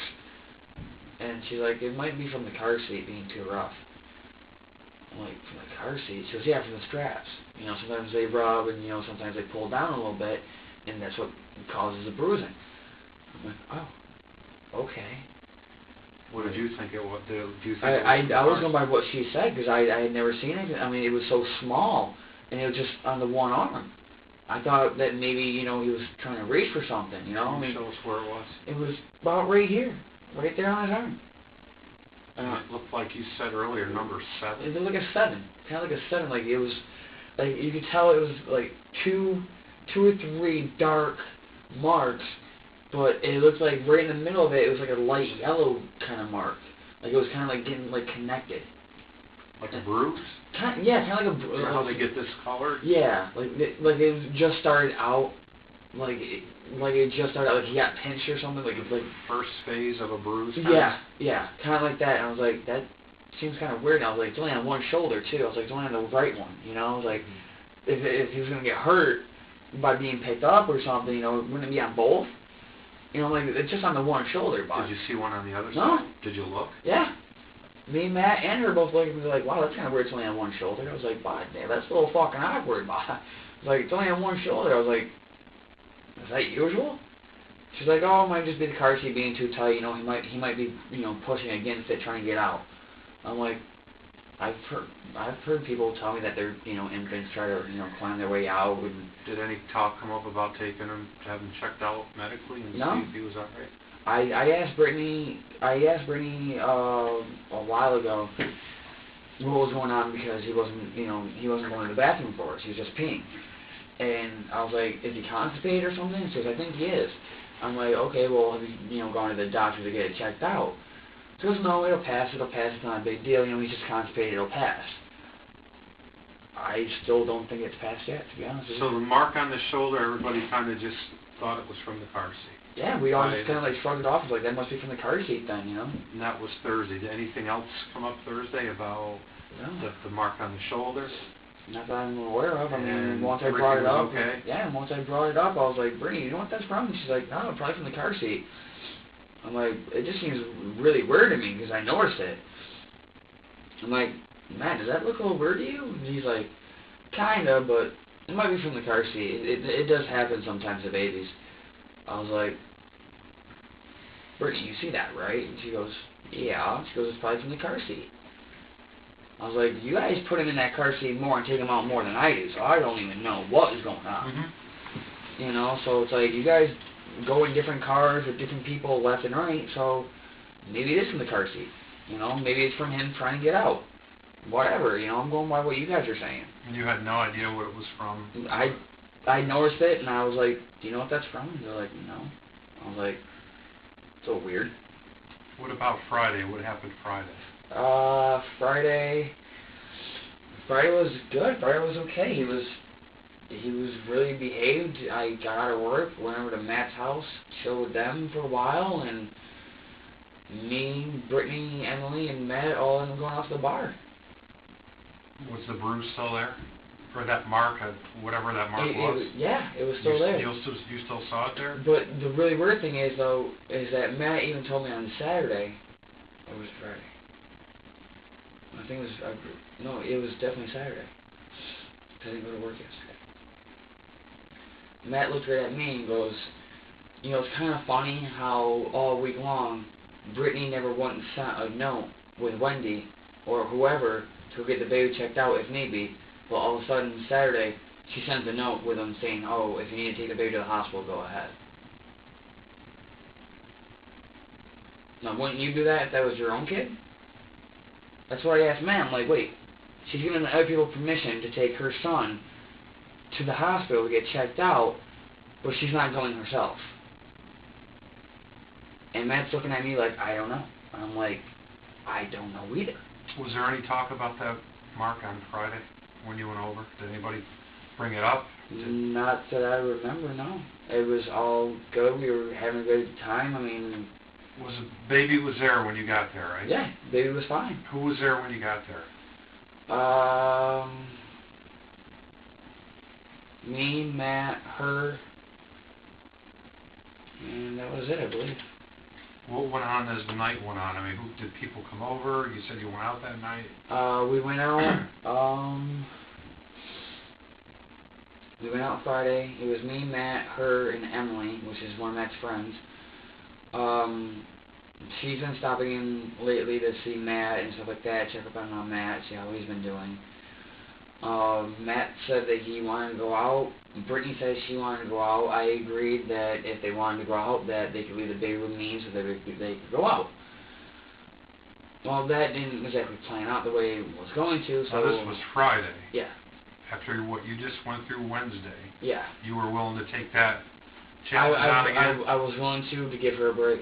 Were you really? I wanted to prove I wanted to prove to myself I could do it. I needed to know for a fact that the first time, if I can make it through 45 minutes to an hour and have her come back, maybe I can push myself to keep going. And if I can't, then at least I know I can go next door and call Matt and tell Matt, listen, I can't do it no more, you guys gotta come home. At least I had a phone to use. You know, at least I could, you know, at least man up to myself and try to show myself that I was ready to be a dad. That I could at least maintain myself and control myself enough. Well, that didn't work out either. All of us ended up going out anyway. That wasn't such a good idea because me and Brittany got into a fight and an argument. She told me to go fuck myself and she went home with Emily. Who did watch the baby that night? I'm not exactly sure, to be honest with you. I really don't know. All I know is that It wasn't you? No. You don't know where the baby went? No. That's one entire part of me saying it's not my responsibility to know. Because, like she said, it's her baby, not mine. If she wants someone to watch the baby, that's her call, not mine. Did y'all leave that apartment together? Yeah. But you have no idea where the baby went? Nope. Did somebody come over? If they did, I don't know.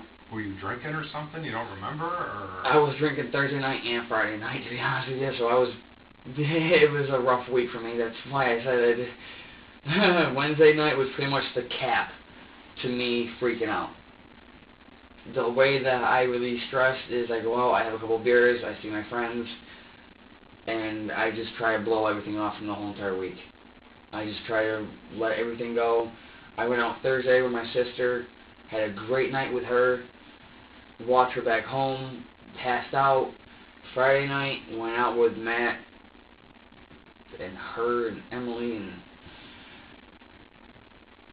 if I We just don't went know where the home, baby was Friday. I Okay. have no idea, honestly. And you guys all went out and you had a fight with Brittany? I got into an argument with Brittany, yeah. What was she, wanted to see another guy or what? It was just the fact that she was like, oh, well, you know, all your bitches are going to be up on you, buying you drinks and doing this and doing that. I'm like, I don't have anyone on me doing anything. I might have a girl that come up and go, hey, do you want a drink? Yeah, I want a drink. But 9 times out of 10, it's one of my friends. Did you go home with her that night? No. I went home by myself. I walked home to South Glens Falls. Okay. By myself. What happened Saturday? Saturday I called off work and I stayed on the couch all day. Saturday. All day. Okay. And that just... Did you get any phone calls later that day or anything? Or? Nope. My phone hasn't been able to get any incoming or outgoing. I get no text messages. I get nothing. You heard nothing from anybody Saturday? Nope. Sunday? Nothing. All I know is... Oh, I woke up... I do retract that. I did go to work Saturday. I took Sunday off, so I didn't go to work yesterday. It was Saturday I went to work because Matt stopped in on Saturday and saw me. And that's when he told me. What did he tell you? Matt came over one time to see me to get groceries. He left, and then about 45 minutes, it was 5:15, he came running back to the store, and he said, we need to talk. I said, okay, about what? He goes, I don't want to talk about it inside the store, we gotta go outside, let's go. I was like, okay, no problem. I was like, alright, so I took off, I put everything away that I was using or whatever, I clocked off, and I went right outside and I talked to Matt. And I was like, okay, so what's going on?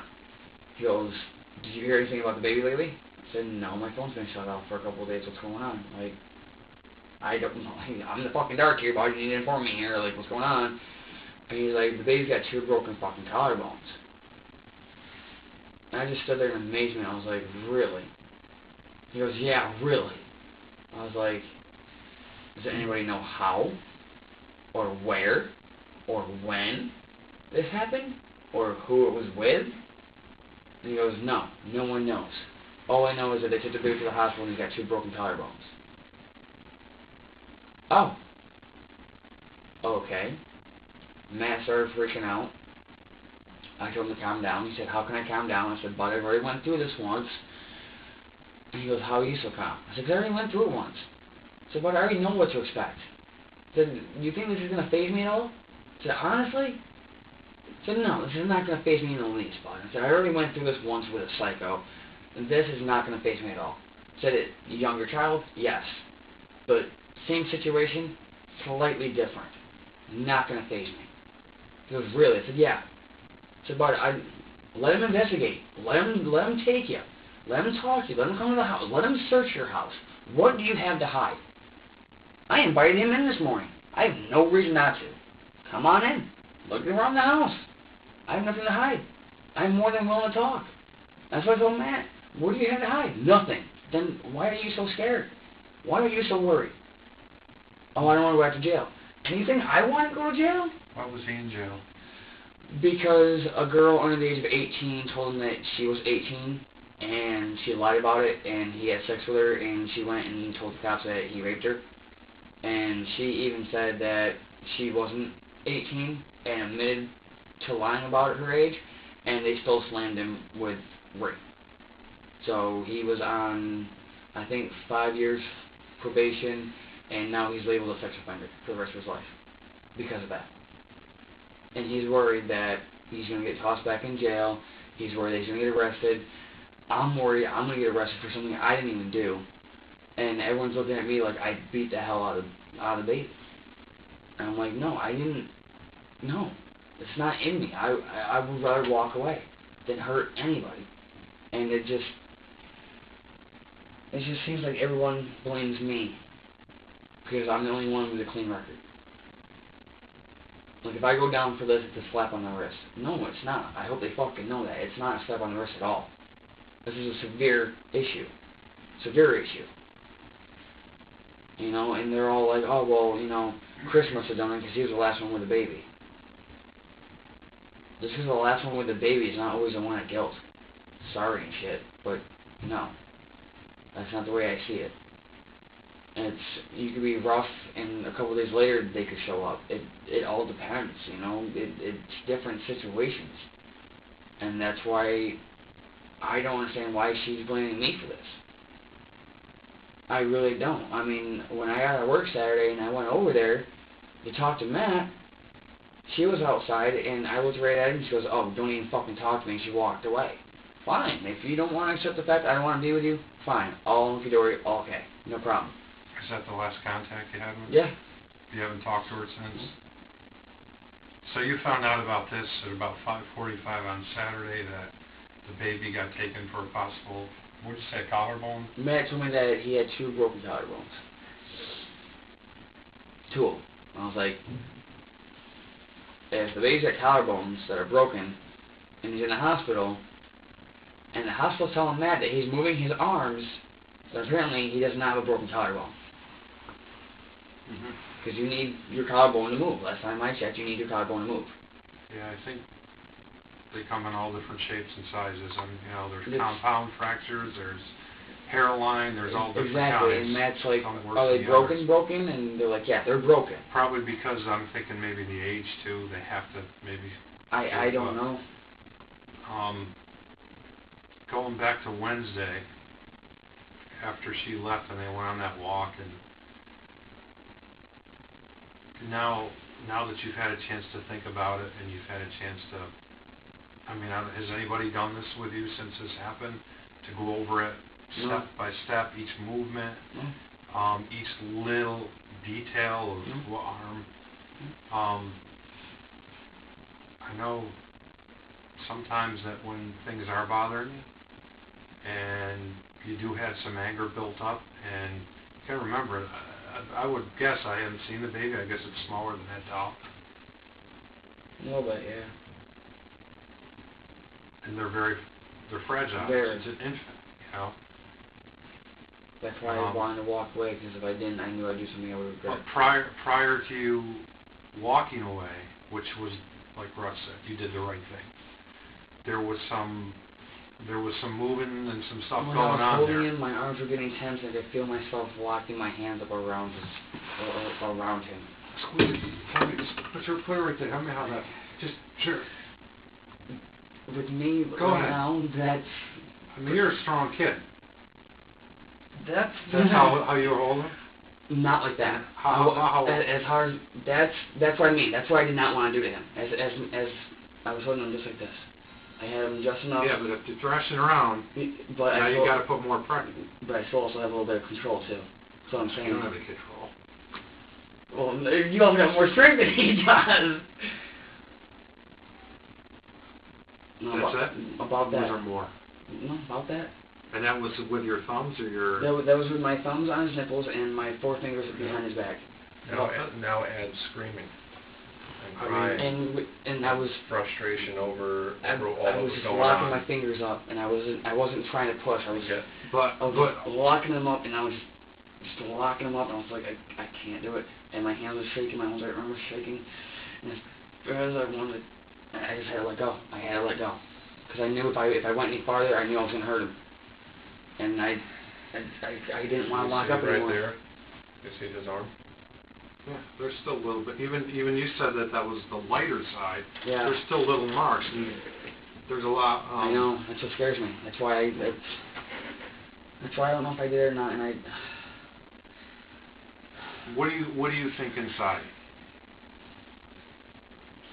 I think I don't want to go to jail, and I think that I might have hurt him without trying to. And honestly, I do not want to go to fucking jail for that.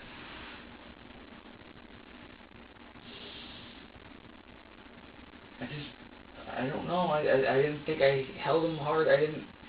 Which movement do you think it was that would have hurt him? Probably me putting him down in the jumper. Honestly, the holding his arms down and then putting him down, possibly, and then having him fight to get out.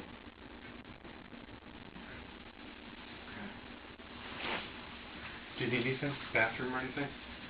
I need a cigarette really bad.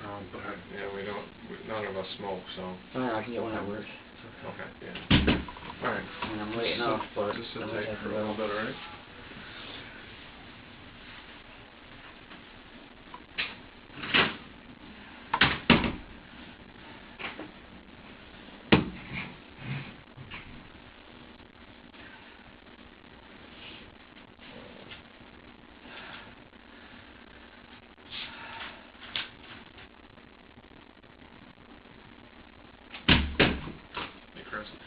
It's been a long time that you know, since you got up off the couch, you want something to eat or anything? Yeah. What would you like? Whatever you guys got. Honestly, I'm actually starting to like the bird like passing out and like so tired. Oh, just 'cause you're tired. Okay. Tired, hungry. Okay. Alright, we'll see what we can get you. Just sit tight, I'll get you something to settle you down.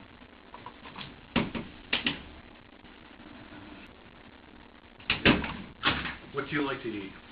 What do you guys got? Honestly. Well, you know Route 9. There's Subway up the road here. Yeah. There's McDonald's. There's like, McDonald's will be fine. I don't care. I'm not picky. What would you like from McDonald's? Whatever's on the dollar menu. I'm not picky at all. I mean, we have money to get you something to eat. I just wanted to know. Like, do you like Big Mac? Do you like Quarter Pounder? Quarter pound would be fine. That'd be great. With cheese? Please. All right. Yeah, French fries or? Oh, please, definitely. Please. All right. Okay. I'll be back in a couple minutes.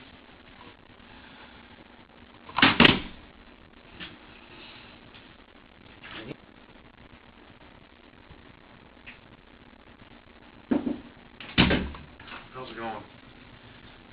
I'm the nervous side, to be honest with you, boss. You all set? Yeah, I'm starting nervous. Is there anything in there that you want? Not anymore. Honestly.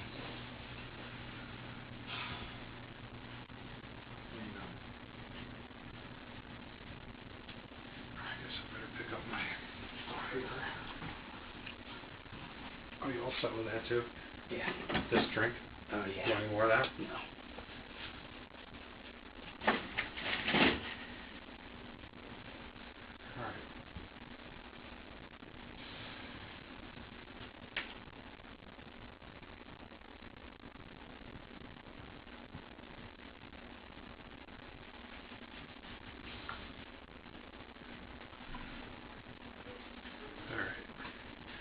We've been speaking with our boss and with the district attorney's office, and given the totality of the circumstances and everything, the recommendation is that we file a charge against you. Okay. We appreciate you being candid and being honest.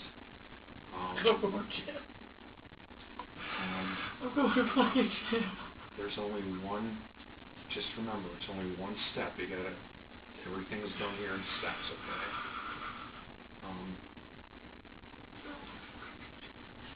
But it's just, you know, get this stuff behind you.